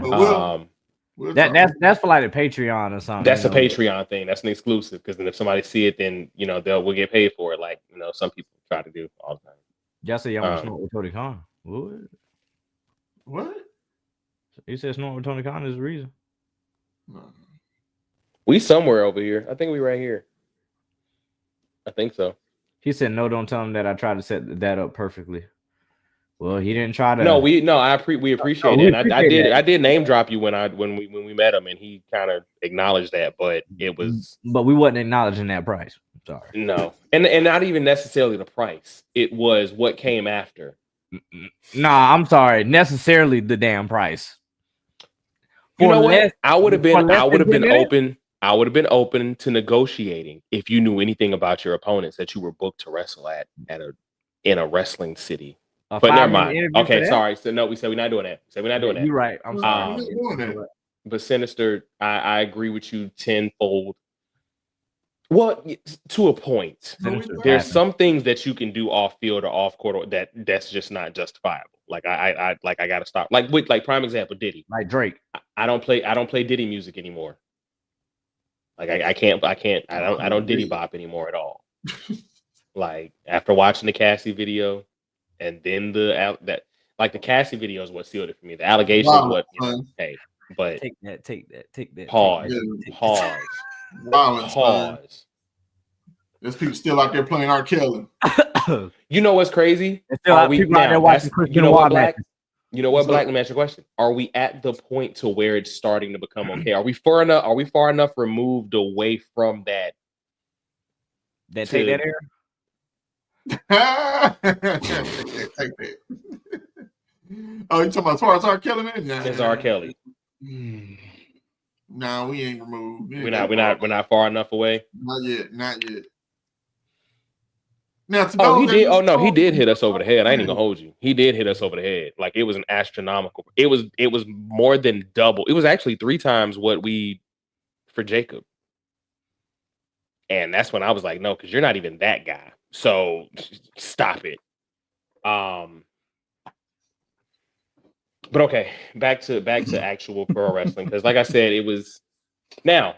Actually, no. Let's stay on that for a second, because wait, you said what, Sinister? I said not actual pro. Yeah, wrestling. well, actual pro wrestling, because that's an off the thing.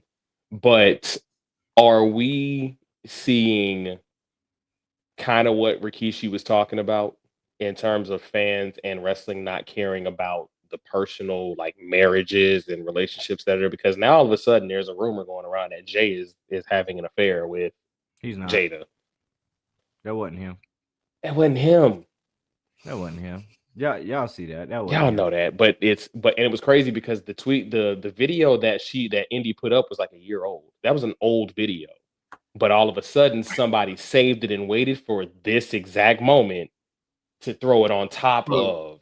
It's exactly like we were talking about with Penta, man. Like you're just waiting for that moment as a wrestling troll. You're not. That's nothing you did. Yeah, it's nothing you did. Nah, it damn sure ain't got nothing to do with what you did. We appreciate what you did. We appreciate you. Thank you. Thank you for the soft introduction, because that kind of, like I said, when we name dropped you, But I'm sorry, Sinister. Go ahead, brother. It's like we were talking about with Penta. If you feed into it, people are gonna screenshot it and bring it back up in the future. Like they'll wait until she makes the main roster, wins mid-card title or the title, and then all of a sudden 3, 4, 5 years from now, this will get brought back up. So like the Tessa Black thing. That's what I was about to go with. Tessa Blanchard. Yeah. Because we had heard nothing about, the allegations. Because look how big she won got. The world title. Okay. As soon as she got big and she was basically running TNA, all of a sudden, boom, here we go. Yep. Yeah. Okay. I feel you, brother. But back to it sucks that people are like that, though. Honestly, like that's what it's human nature, though. Like people are going to try to tear you down when you have a foundation to stand on. Yeah. Like if you don't have nothing, if you're a nobody, people don't care what you're doing. Nope.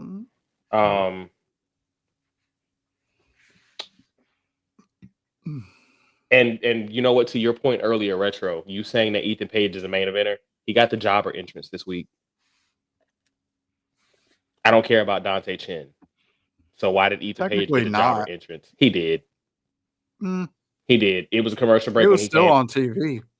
Yeah, but no, when you know what the jobber entrance is, when you get this, I hate this dude behind me. But it wasn't like a full ass commercial break, and then you come back, he's in the ring. At least he was in the ring. Yeah, but at least you saw it. It don't matter. I mean, you saw it. It don't matter. Not full jobber, just halfway. Just half a jobber. You can't be a main eventer if you're getting a half of anything. Like, he'll end up breaking. He's using the twist of fate as his finisher now, and Matt Hardy has kind of seconded as okay. What are we calling that? I said to call it the ego trip. I have an ego trip because my ego do be tripping. I do. Ha Is it? ha. All right, Jeezy. No, sexy. Whoa. Hold on, Bree. Sexy Star's not excused. We still don't rock with Sexy Star at all. There's a star that's sexy. Like we still don't rock with her to this day. Like, because she broke the old girl arm. yeah, she broke her girl arm. Like the number one rule. The number one rule of the business is you take care of your opponent. Yeah. They're trusting you with their life in there. Like, yeah, you was gonna have to see me. Yeah. Cast and all, you would have got beat down with that cast. No, I'm leaving him with something. I'm leaving with something from around the way. Hair, blood, something. Not the work cast either. The shoot. No, cast. not the work cast. So Nate, Sexy Star was actually Tessa before Tessa. She was one of the main event talents with Lucha Underground. She's a luchador. You actually don't know her real name because she was one of the real luchadors who, they don't divulge their actual information. Right. So like with Penta, you don't know Penta's name. You don't know his address or nothing like that because they live the gimmick. But she was a big main eventer in Lucha Underground, ended up winning the Gift of the Gods title and cashing it in and won the Lucha Underground title. After Lucha Underground, she kind of went back on the indies and she was around. I ain't gonna say she floundered or nothing, but she was around. She was getting booked, but I guess I'm still kind of murky on the reason why she did it. I don't know if her opponent just wasn't up to snuff and she was frustrated or what, but she ended up actually breaking her opponent's arm, like purposefully. Yeah. Mm-hmm. So for her, dead cut. You're done. You're done. You're done. I think it was like I heard that it was like a personal thing between them two. Like they just genuinely didn't like each other. That's even worse. Yeah, because there's a long history of people who don't like each other who still do good business and take care and that's of what I was saying earlier. Black and Sinister. Just to get a tweet or a post or a like or a refollow or something, people will say stuff. That's why I sum up. Mm-hmm. But also, social media has made disrespect so much more prevalent. A lot of people wouldn't say 90% of the things they say to your face. 99, bro. You ain't lying. 99. Like some of the stuff I read, I'm like, if I got a couple of homies where like, I know if you said something like that to them, cancel Christmas. Like Tommy. And if you know what I'm talking about, you know what I'm talking about. Like, but it's once again, it's a social media thing. It's a generational thing. You used to get slapped in the mouth and stuff like this. Yeah, of course. Slapped in the mouth. MOUFF, the mouth. Man, a lot of catch that good old mollywop, man. Living in their mother's basement with their drawers on. Yep. Mom. With the whole bag of whites, mom. Yeah. The Fruit of the Loom white ones. Yeah. Mom, I'm out of Cheetos. Yep. Those guys. And they be the main ones talking too. Goofies. It is. That's absolutely. It is a gift and a curse. It brought all of us together. It did. It brought all of our viewers that we got watching us right now together. It brought y'all to us. It did. But then comes the foolery. Yeah, the foolery. Back before we leave NXT, for my wrestlers of the week, I got to go with OTM. I know it's Fraxium, but OTM looked great. I hope eventually they get something because you don't want them to end up the opposite of Carmella and Enzo and Cass. Like you don't want her to get so over that they get left behind. Like remember when Enzo and Cass got over and left Carmella in NXT. Now, of course, for her, it ended up working out later. She ended up having more success than them. But SmackDown, outside of the Bloodline stuff, and because everything was Bloodline centric. Yeah. Everything. They made a profit. Everything was Bloodline centric. Even the code, because they made the KO and Cody promo was about Roman. Yeah. LA Knight learned don't touch Jacob Fatu, bro. Hey, didn't he? Don't touch property either. Don't listen. Y'all not. It's okay. Y'all It's okay. We'll grow up one day. Yeah. I mean, he'll never grow up. You just watch it, buddy. Watch your mouth. like, hey, the prophets may make a profit one day again. One day, hey, shout out to B Fab. Fire promo. Another fire promo. I don't know where she's getting it, but she's got some good talk game. Montana's probably helping out. Shoot. I don't think they're making me nervous. I think we just kind of so even with the LA Knight, I think LA Knight's run as champion was better. It's better than Gunther's run as champion. Like that's not hard. It's not, but that's not hard. That's like it's better. His run is better than Braun Breaker's run. This second one he's on right now. Like it's not hard. See, this is the thing with LA Knight. LA Knight is the worst case of the chase, where fans clamored for it for so long. They waited a little too long to give it to him, but they gave it to him, and the fans got what they wanted, and there was nothing for him. They didn't have any rivalries ready for him. A lot of the talent that he could have feuded with, AJ Styles would have been a perfect opponent for him. Yeah. Hurt. Yeah. Yeah, AJ would have been AJ and LA Knight for the US title. Great. But a lot of the guys that they would have used to get LA Knight over as champion are no longer there either. LA Knight versus a Bobby Roode, LA Knight versus a Jeff Hardy, LA Knight versus there's a lot of people during when they were trying to build certain people up with their first title run that they could feed to him. They're not there. So listen. That boy might never see a world title though, unfortunately. That's probably nowhere in his future. No. The brawl was cool. I liked seeing Cody show some aggression with KO. And then the Bloodline got the ball. And KO's still right. I don't think he's right anymore because I don't think he's right anymore. I think he was right until he helped Solo. I think he was right all the way up until he helped Solo. After that, I understand the motivation of helping Solo. No, I don't, because Solo was thumbing his throat weekly. Yeah, but it's not Roman. Hey yo, my guy. Major pause, bro. Like, yo, what? Carlito, what? Shane, what is that? Okay.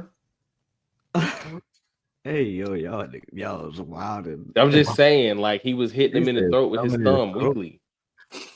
Like, he was but seriously though, he was Samoan spiking the hell out of KO like every week. Thumb in his throat is crazy work. Like, I ain't gonna lie, when I said it, I was like, it had already came out. I couldn't, like, you know how sometimes your mouth is like 37 seconds faster than your brain? It just was one of those things where it was like, I don't need to say this, but I'm already saying thumbing his throat, so I can't stop it. Like, that should be the name of the episode. Thumb in the throat. But nah, seriously, I don't think KO's right anymore. But I'm ready for this ladder match because I'm kind of ready for this feud to be over with. Because it's about to be Rumble and Mania season. So you can tell this is a placeholder feud for Cody to get him to Mania, which unfortunately is not how it started. It started as, wow, KO might actually have a chance to maybe shock the world, but now he don't. It's over with. I think Roman declares for the Rumble. Saturday night main event. Yeah. That would have been main the event's perfect actually kind of stacked right now, ain't it? Honestly, when you think about it, I hope Jey Uso win. I do too. Give Gunther. He gonna get hit with the Hobbs. We gotta touch on that before we get out of here, bro. We gonna touch on that. Pause. You gotta do something, man, because like this whole Gunther thing is just it's floundering bad. Like his IC title run was really good, but the world title is his NXT UK title run was great, and then But this world's, I don't know, and I don't know what it is. Like they just, it's literally like they book him to come talk and leave. Do you think because he's not with Imperium? I don't think so. For me, because it doesn't give you that. Like when he was Intercontinental Champion, Imperium was they were stout. They were there. Yeah. You know what I mean? Which made it even more important as far as him losing the belt, I think. But they took him towards off the end of that run, though, they weren't really involved real heavy with them. I don't think it's an Imperium thing. I think it's just bad booking decisions. Like what has he done since he won the title? Like nothing. He beat Damian. He's literally showed up on Raw. He talks. He didn't show up on the Netflix debut in person. He lost it. And then last week he wasn't on Netflix, and that's his show. That's your show. You're the world champion of that show. Cody Rhodes is the world champion on SmackDown. On your show. Showed up to Netflix and got more love on your show. And you're nowhere to be found except a vignette. And then you come out and I'm gonna say it, dude. Like Jay kind of sort of cooked him in that promo. He did. Like Gunther got his hit in, but then after that, like Jay killed you in that promo. Which is like sad. they're not doing anything to make him look like the ring general Gunther anymore. It's just straight up Walter now. That aura is gone. Yeah. That aura.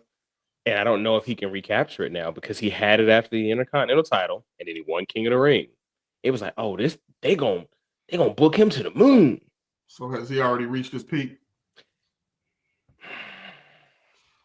I'm gonna say no because there's still one person he can feud with to bring that spark back, and we talked on it earlier. It's Ilya, but I think because I don't think we've seen the best of his world championship run yet. So like when we say peak, like MJF has already got everything he was gonna get.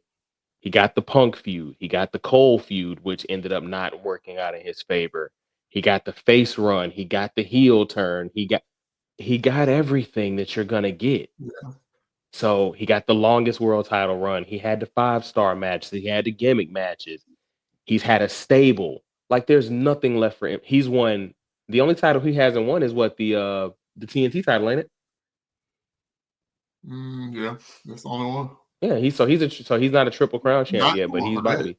But he'll be a Grand Slam champ soon. You know what kind of killed Walter? Honestly, what? They should have kept him away from Damian. They should have. Because Damian, the way that they booked him, the popularity that he has, the casuals don't rock with Gunther like that. It's crazy because I feel like Damian's popularity didn't start spiking until he ran into Gunther. Those promos built his popularity. But it's just, for me, honestly, it's falling flat. Like if he dropped that title to Jay, I think it could honestly probably be like the best thing for him at the moment. Because I think a reset for him is kind of sort of due. Like you don't want to run into a situation where you keep it going too long.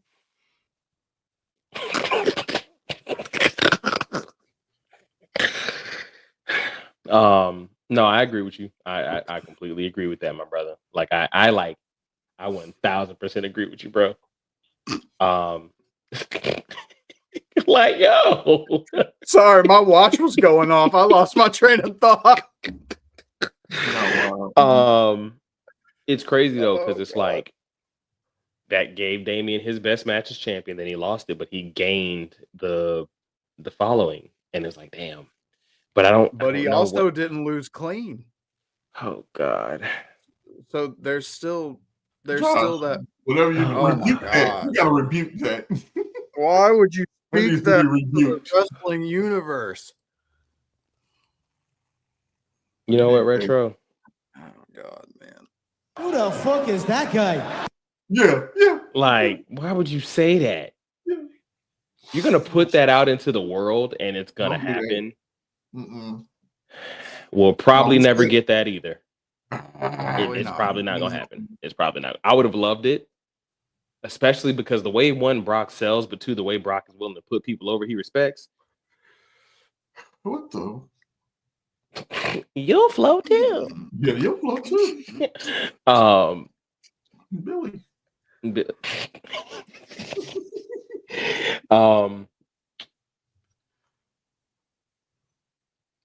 So realistically, like, is Jay gonna take? Like, we know Jay's probably. Well, before we go back to Raw and before let's finish SmackDown so we can hit Raw and be out and talk Hobbs and then go up out of here.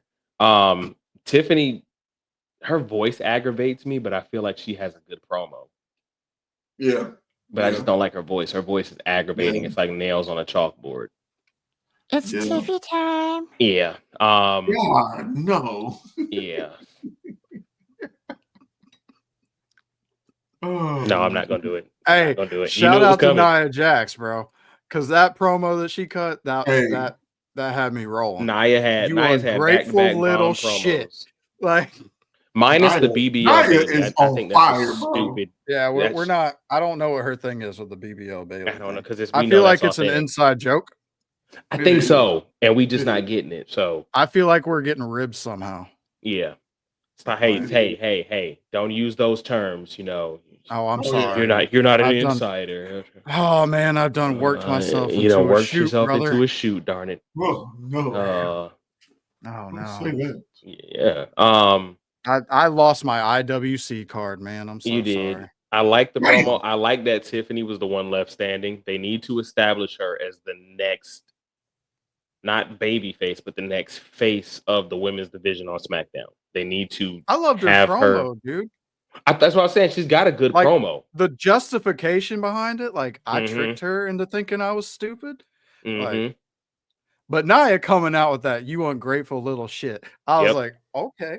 All right, Nia's feeding villages right now, bro. Like, Nia. As long as she's kept away from Bailey, she's fine. She's fine. Keep her away from Bailey. The main event was cool. Obsession with Bailey's ass. Well, before that, Jacob Fatu and Tama beat the hell out of LA in that US title match. The BFT came a little too early because then they just kind of laid there waiting for them to come in, and then the pin happened. That's the only thing I noticed that I had an issue with. Other than that, the match was fine for what it was supposed to be. LA Knight doesn't lose, so he still got some momentum, but whatever. I mean, you don't look that great getting beat down like that. It don't look that great getting beat down like that. And who's his tag partner going to be? Because they're going to end up running that tag match, but who can he call on? He don't really have too many. He has the same amount of friends as Cody. He's got the same circle of people. Okay, anyway, next. Jesus. Shane, like you did the same thing Retro just did. Like, why would you? Because I've seen the end of this story, man. You don't want it to happen, but it's like a car wreck. Like, you can't stop watching it. Because who else does he have? He don't have nobody else. Oh, God. Exactly. Oh, God. Apollo. Oh, God. Side note, what's Apollo Cruz's thing now? Like, just telling... Nobody knows. Like... Remember when his eyes were bleeding and he could see the future? Oh, God. Are we back to that? MVP of catering. MVP of catering, dog. Bruh, he's spilling everybody's tea, dude. Like, yeah. I can't tell if he's trying to look out for Pretty Deadly or call him stupid on a weekly basis. I love Pretty Deadly. And if y'all didn't know, Pretty Deadly was my second most listened to song on Spotify last year. Like, for real. I believe it. It literally was like, I listened to that song the second most out of all the songs I listened to. He lost the accent again. Like he he got. I don't even remember what accent it was. Wasn't he Nigerian? It was Nigerian. Yes, boy. I love Pretty Deadly. They remind me of one of those 80s tag teams that you're supposed to hate because they do everything that you're supposed to do to be hated. So I love them. They're like the Beverly Brothers with talent. Oh, the Beverly Brothers, yeah. Yeah, they try to paralyze everybody. That finishing move, boy, Jesus. Everybody. Didn't Apollo have that weird staff when he was Nigerian? He had the staff and Yeah. the long jacket and had Commander Aziz. Man, just give me Wuhan Nation. We're not gonna get Wuhan Nation. We're not gonna get Wuhan Nation. We're not getting it, are we? It ain't gonna happen. It ain't gonna happen. That ain't gonna happen. The main event was cool. Jacob looks like $1 million again. He gets a win on Jimmy, which don't really do much for him because it's Jimmy, but he's still winning. So the Bloodline reestablishes themselves kind of as, okay, well, we're still doing something. We may not be doing what we were doing, but we're doing something. That Super Cody Cutter. More. They need to let him talk more. That Super Cody Cutter pre-match cool. promo.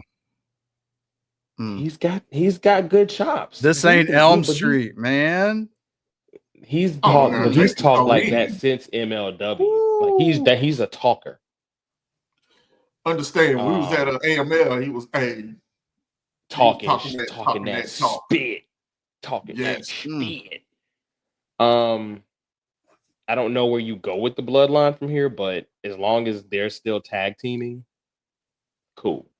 Nobody wants to talk about the Motor City Machine Guns. Like nobody wants to talk about the Motor City Machine Guns. Do you? Because if not, we're gonna go ahead. Man, I don't care. Stop. They're up there. They're up there in terms of greatest. They're up there. I love them, but I don't love this WWE run. No. They're about 10. They're about 10 years too late. Man, 10 years too late. Beer money in Motor City Machine Guns in WWE. We would have been cooking with kerosene, gasoline, wood chips, and charcoal. But now it's just like now we just hitting them with it. Now it's just an air fryer. It's still good, but it ain't 370 missing that love. Yeah. Too late. It's just too late. Raw was for us this week. Last week was for Netflix and for the casuals. Yes, Raw's for us this week. It was a wrestling show. We got everything we would have needed. They brought everybody in that they wanted to bring in, and now they're like, okay, now we're gonna show y'all what we do. Like we brought y'all in with the pomp and circumstance. Now let's show y'all why y'all are here. We showed you the business proposal. Seth dropped a fire bar on Punk. My man said, I'd rather be the worst version of myself than any version of you. I was like, hey, I did one of these. That's it. Dog. He said that, and I was just like, damn. That's all you could do. That's all you. I mean, because when he said it, it really did not come across as a promo. That came across as there was malice from that. Colby Lopez speaking to Phil Brooks. That was what that was. And if this it's amazing how personal it feels, but it still doesn't feel as bad as you remember how bad Sean and Brett used to feel watching on TV? Yeah. I just love that they can put the professional in front of the personal and work together and give us, because it was like you remember the Matt Riddle and Seth joint. Oh. Yep. Yeah. Yep. They should learn from this. Yes, they should. Too late. I loved. I mean, because Punk is main event and he's a superstar over here again. Punk is a superstar. He's a super duper star again. Bro, when Punk looked at the camera, was like, why couldn't Rhea Ripley interrupt me? This is gonna feed families, because the next win has to be Seth. Seth's got to win the next one. I don't know when it's gonna be, but he's got to win the next one.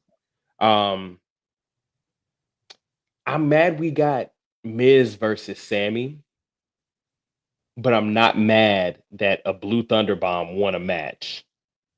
Yeah.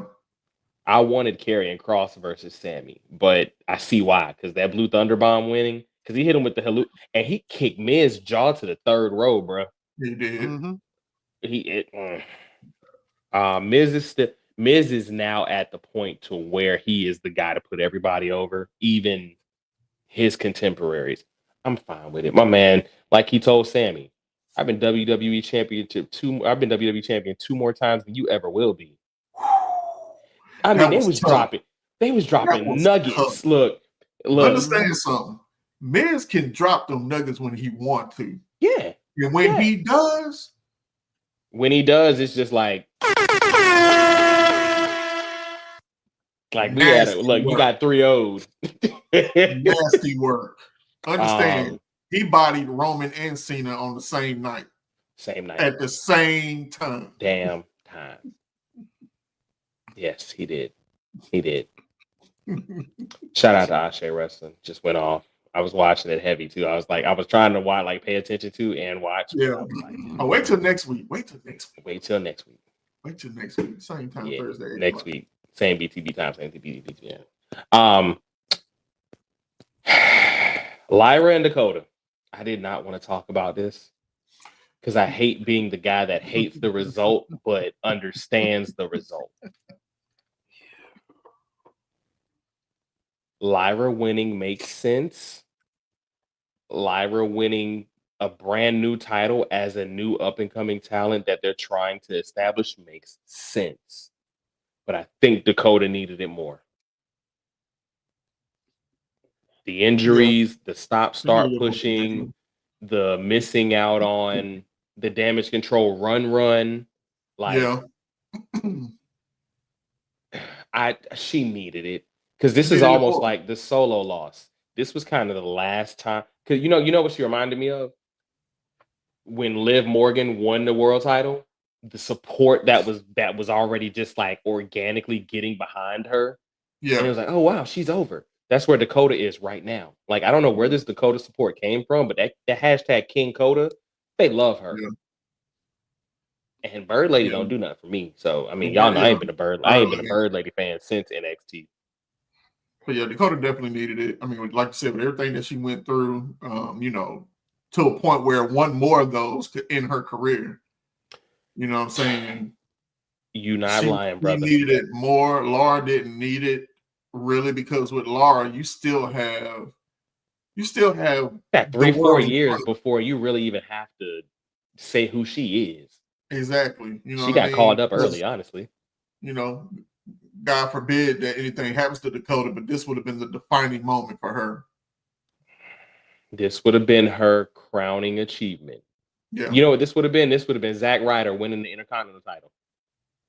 That organic moment that everybody is just happy for. And they pulled the trigger on this. I still can't believe they pulled the trigger on that. Was a crazy title win, bro. And I remember when it happened, I was just like,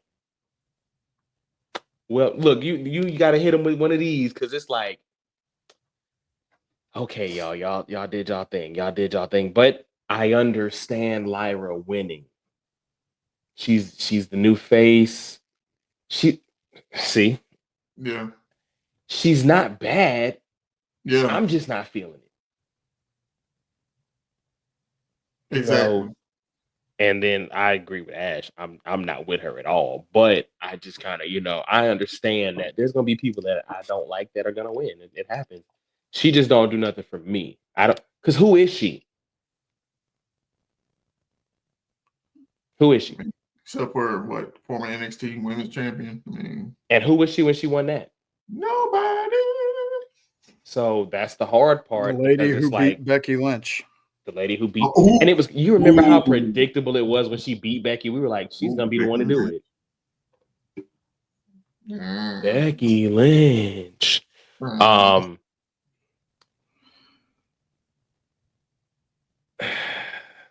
main event.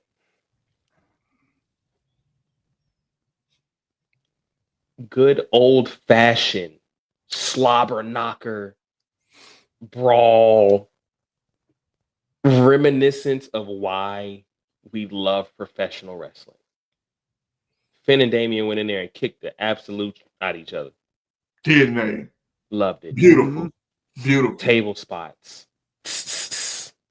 Table spots. Yeah. Side note, that announce table is a heel because, bruh, it is. That table has not broken yet. Not yet. It's a Probably never will. a shoot table, man. Shoot table. It's you're not gonna work. You're up not shoot gonna work table. that table. That's a shoot table. Mm-mm. Stay away from the table. She was better in NXT. Yes, I agree. But even then, she still was mid to me. But Finn and Damian, dog. Another match where I thought the wrong person won. I thought Finn needed it because without this, like, it doesn't hurt Damian to lose this. Mm-mm. It doesn't hurt him. It helps Finn. But Finn winning this doesn't help Damian. It's just another Damian Priest win and the feud's over.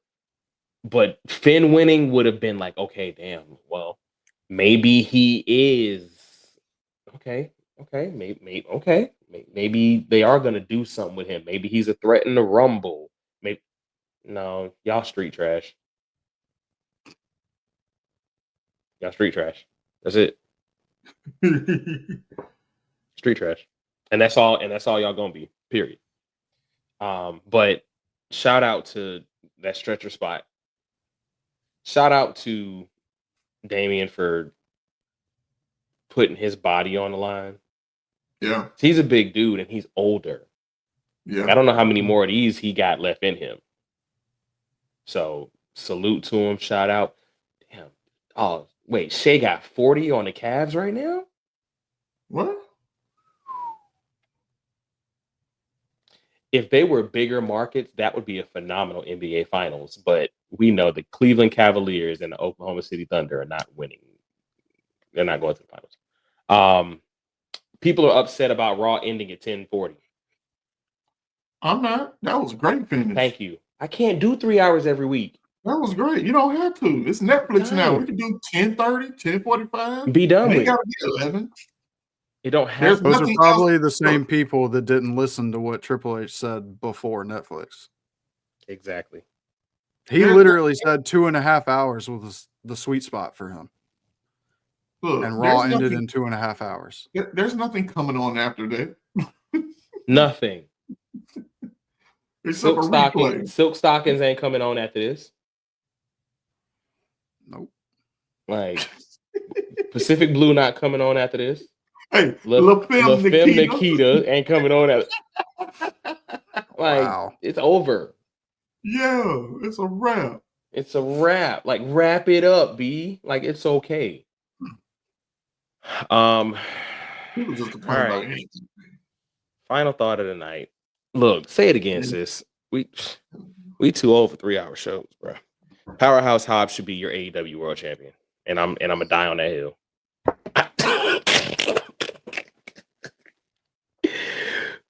Listen here. Every time. Hey man, fuck AEW.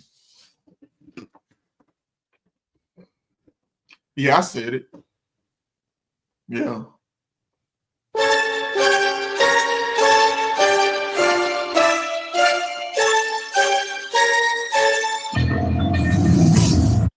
It's time for you got to do better. I don't think you can do any better, to be honest.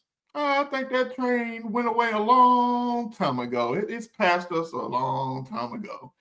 You had a chance, like my man Carlito Cannon said, to do a reset, an actual reset, to make Hobbs your AEW World Champion. But no, what do?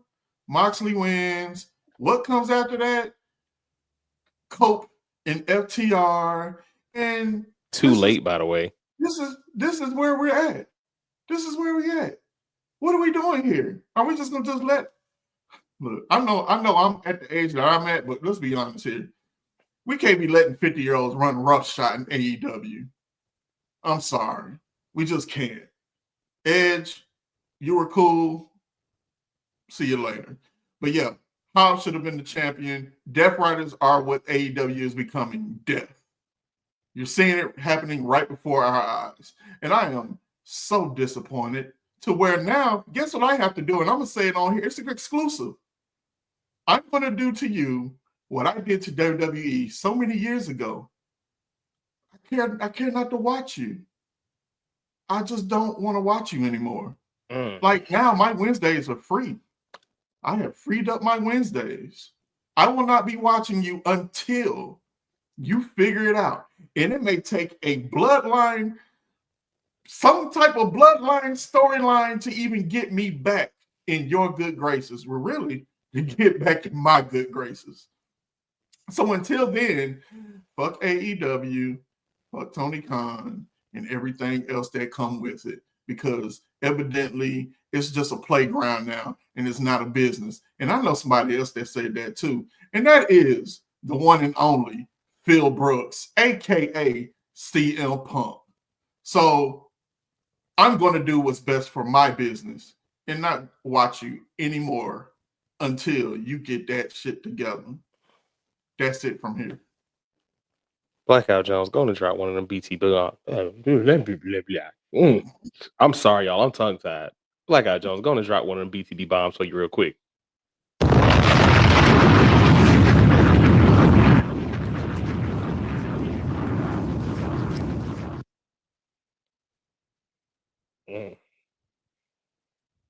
Y'all, I've been waiting on this. I ain't gonna lie. I've been waiting for. That's why this was the last topic of the night. Because when he said it earlier, I was like,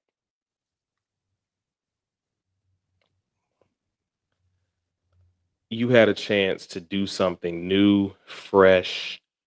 You had a chance to get a homegrown guy over. You had a chance to go into your next phase. Like, this is a new year.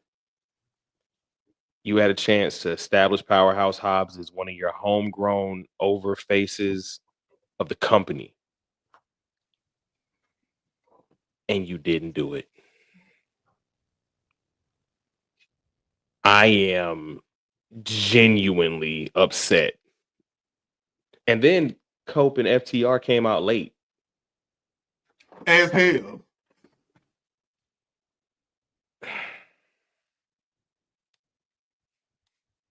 So what does it do with Hobbs? Because you messed his leg. Oh, he's done. He done got choked out. And you broke. What he's on the shelf again? What you Yep, don't have nothing creative for him? You know what, bro? Hobbs versus Oba. Oh, give me that. Take my money. Look, Chris Brown, give me. Give it here. Thank you. Feed villages. Hobbs deserves better. I don't even want to talk about all of AEW because that just it ruined everything. I loved the Swerve and Ricochet interaction. Thought that was great. It was terrible. I love Swerve, but I'm not watching. The Dax and Jarrett. We're not even going. Yes. Yo. Yeah, I seen it. Hey, Josh, you got to relax. Oh yeah, I seen it. You got to relax. Yeah. You know what that match gave me, Josh? What it gave me? Emotional damage. That's how I felt watching that match, bro. And it ain't whatever. Anyway.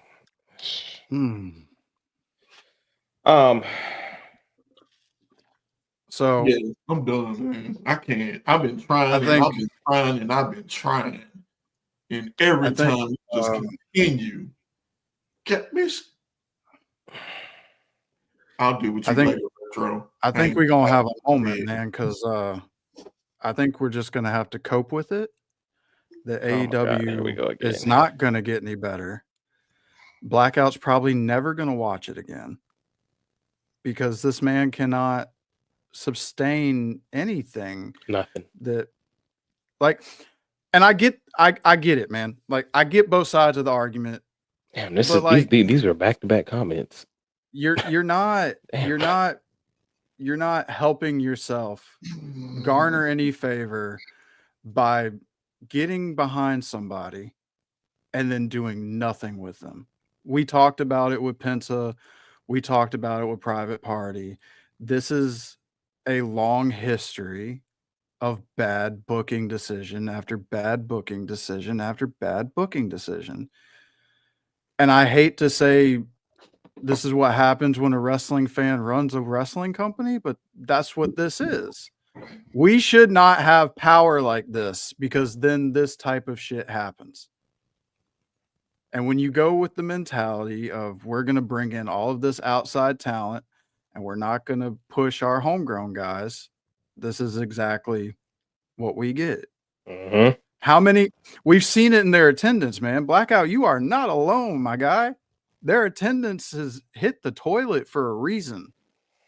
But until Tony Khan actually has a come to Jesus moment or loses the company, like it's not going to change, bro. Like I've been off the AEW wagon for 2-3 years now. Like I gave it a good college try, but I've watched you ruin some of my most favorite wrestlers and put them Penta, Private Party, Archer, Lance Archer, like the list goes on and on of people who continually get screwed over. They went there for an opportunity. They go there for an opportunity that they couldn't get somewhere else, or they couldn't make it to WWE at the time, and then they end up getting screwed over. And it's just it's a track record now.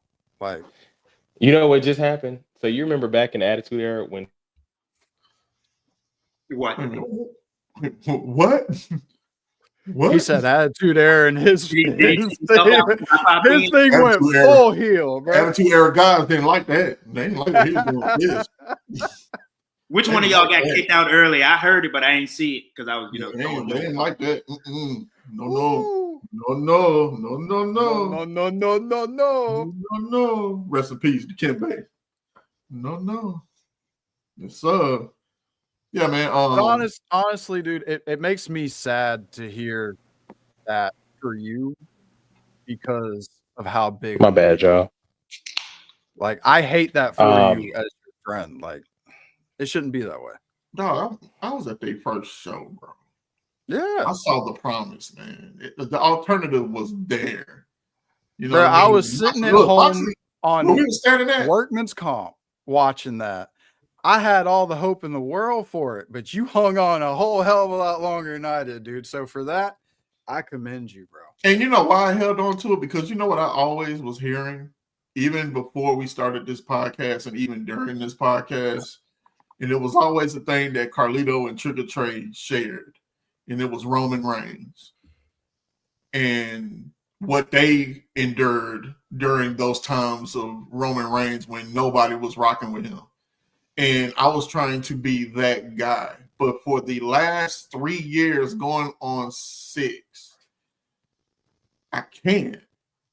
I see what the potential can be, but they're not trying to reach that potential. Mm-hmm. You know what I mean? And even just this past Dynamite, that's what really did it for me. It was like, what are we doing here? Like, what are we doing? You know, you're screwing us. You're screwing the fans. You're screwing the people that have been loyal to you for 5 going on 6 years. You're screwing the people that were there the first show, that supported you, that were there in Vegas leading up to the first show. And this is the thanks that you're giving us, and you sit here and you continue to say that, oh, we're doing great. We're having the most. We're doing the most buys and most money of this year, and the year before that, and the year before that. Like, man, how clueless and out of touch are you? You need to stop lying. That's like what for real. Bro, quit looking at the numbers. Hey, your Jacksonville Jaguars ain't doing a damn thing. Oh, Jesus, you went. He went. They're just as bad as this company, if not worse. Because they run by the same people. I don't get it. And then, then the Ring of Honor thing. Bro, you know what, bro? You have destroyed a legacy of an organization. If I let Black go, he's going to go all night, bro. Black is upset. And I love it. I love it because it's like, I don't want anybody to not support AEW. But when he came back home with the Bloodline, I was like, one day he's gonna see my frustration with AEW, and he's seeing it now. And it's crazy because it's like, remember how high our high was after Sting's last match? That was it. That was it. That was the last time. It was like that was it. That was it. That was like it. it's like the Street Profits. It's like the Street Profits. I still got the pictures on my phone. You have a lady by the name of Megan Bain, and you debut her in the Casino Battle Royal. She can't even have her own debut. He's good for that. Cage, Ruby Riott, Ricochet. That's what he does. That's what he does. And then Jamie Hayter, you make her debut on a pre-show. Bro, hold on, wait. Can we talk about the fall of Jamie Hayter real quick? That needs to be researched. That needs to be researched. Fell off, right? And fell off, and then they changed her look, and she came back, and nobody cared. Yeah, why she look like Donna from that '70s show? I was just like, what's with the big it's 2020. The big poofy Farrah Fawcett orange joint. Yeah. Hey man, I'm trying to be serious here, man. Dang. You're right. That one, I had that one in the chamber for a while. I know. Real quick before we get out of here, two things. Number one, 211 coming in here, like in the last couple of minutes, it reminded me of like, remember when Stone Cold would be out there wrestling a tag match without a partner and be getting beat up? And then like halfway through the tag match, a random person like Billy Gunn or Shawn Michaels or somebody would come in and be waiting on the hot tag. Like, that's what I do, Mike. Like, and for some reason, I kind of look like y'all remember when Coven and Regina King and Kevin Hart was doing that thing. She was like, yeah, boy. Oh my God, I cried. Right like Kevin, I hear you. Yeah, I hear you. It's like I did the thing. Secondly, so we didn't get to get you for everything, but the biggest thing is, what did you feel about the Penta thing? Because were you a Lucha Underground guy? Me? Yeah. I saw some. It doesn't matter what you think. Oh, God.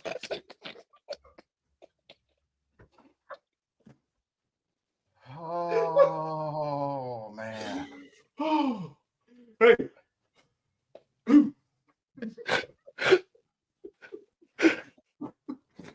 Oh my gosh.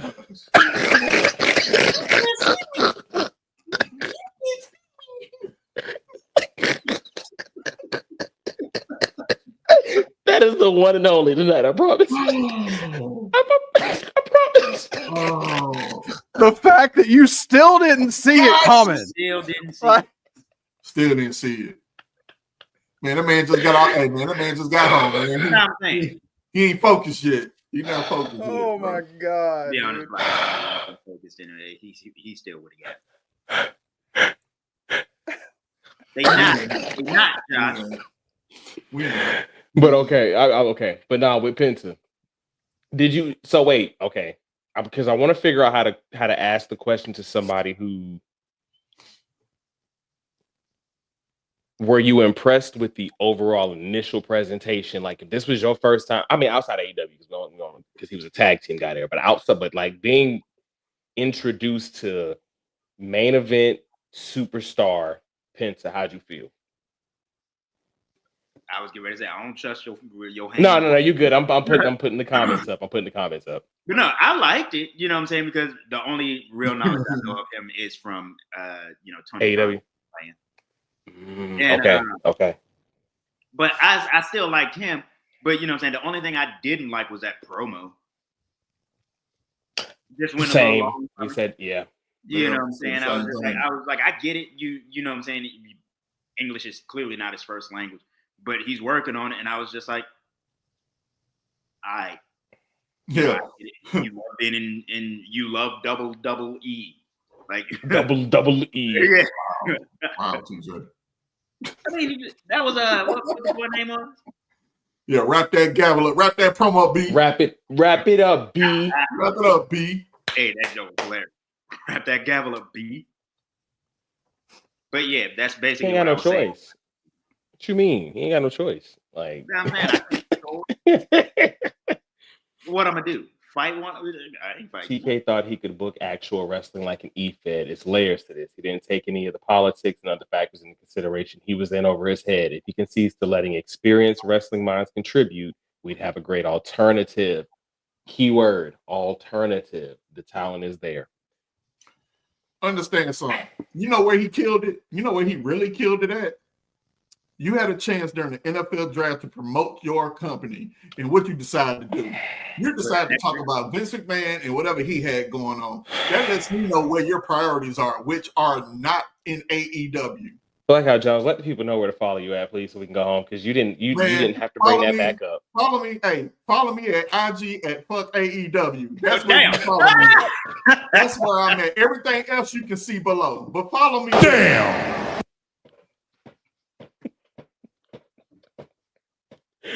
Yo. Oh my God. You need a censor button for him. Oh, you remember on Martin Lawrence when they went country and then he fired him and he cussed him out?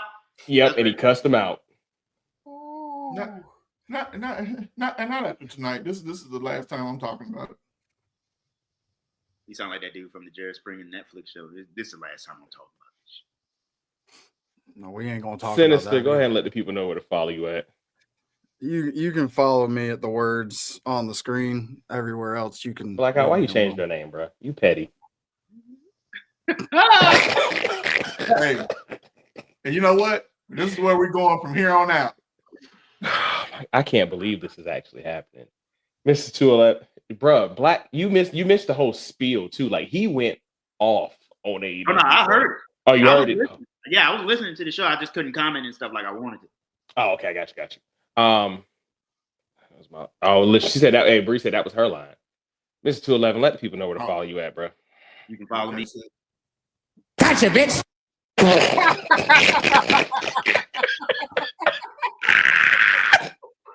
Bye.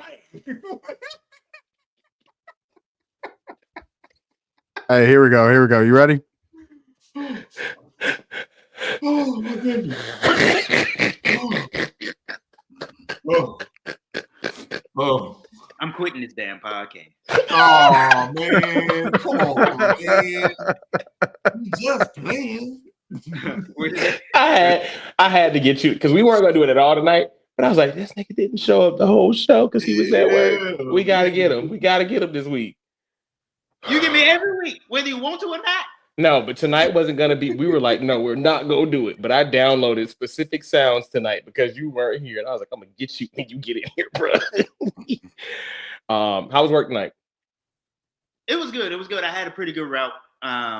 But you know, I'm still learning and stuff like that. So Blackout, grow up. I thought you were gonna get him, dog. I mean, listen, I'm gonna grow up. I'm growing up. Look, that's exactly TJ. Exactly.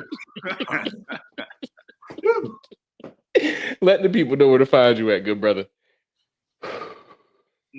Exactly. I'm waiting for it. No, I'm good. I got mine. I got mine for the night. I got it for the night. Let them know where to follow you at, bro. But you can follow me on the IG at Chill Black underscore BTB. That's it. That's it. He said he ain't nowhere else. TikTok ain't that bad. Until what, like tomorrow? Sunday. Oh, Sunday. Until Sunday. Sunday. 3 days. 3 days. And TikTok is gone. 3 days. And y'all already know it's Carlito_Cannon on everything. Follow us on Twitter. Like I said, I refuse to ever call it X. I do not rock with Elon Musk. Follow us on Twitter, _BTB podcast, Beyond the Bell podcast on IG, Facebook, TikTok for another couple days, Twitch, and Spotify. We getting updated. We about to bring these back to y'all audioly now. So y'all, but you still gonna see our beautiful faces.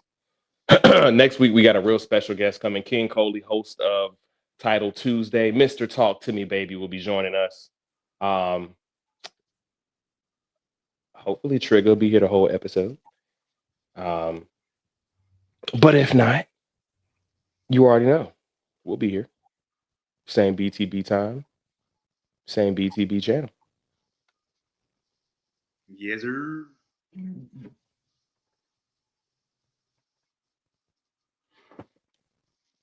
Fuck AEW. Damn. Just walk off. And we out.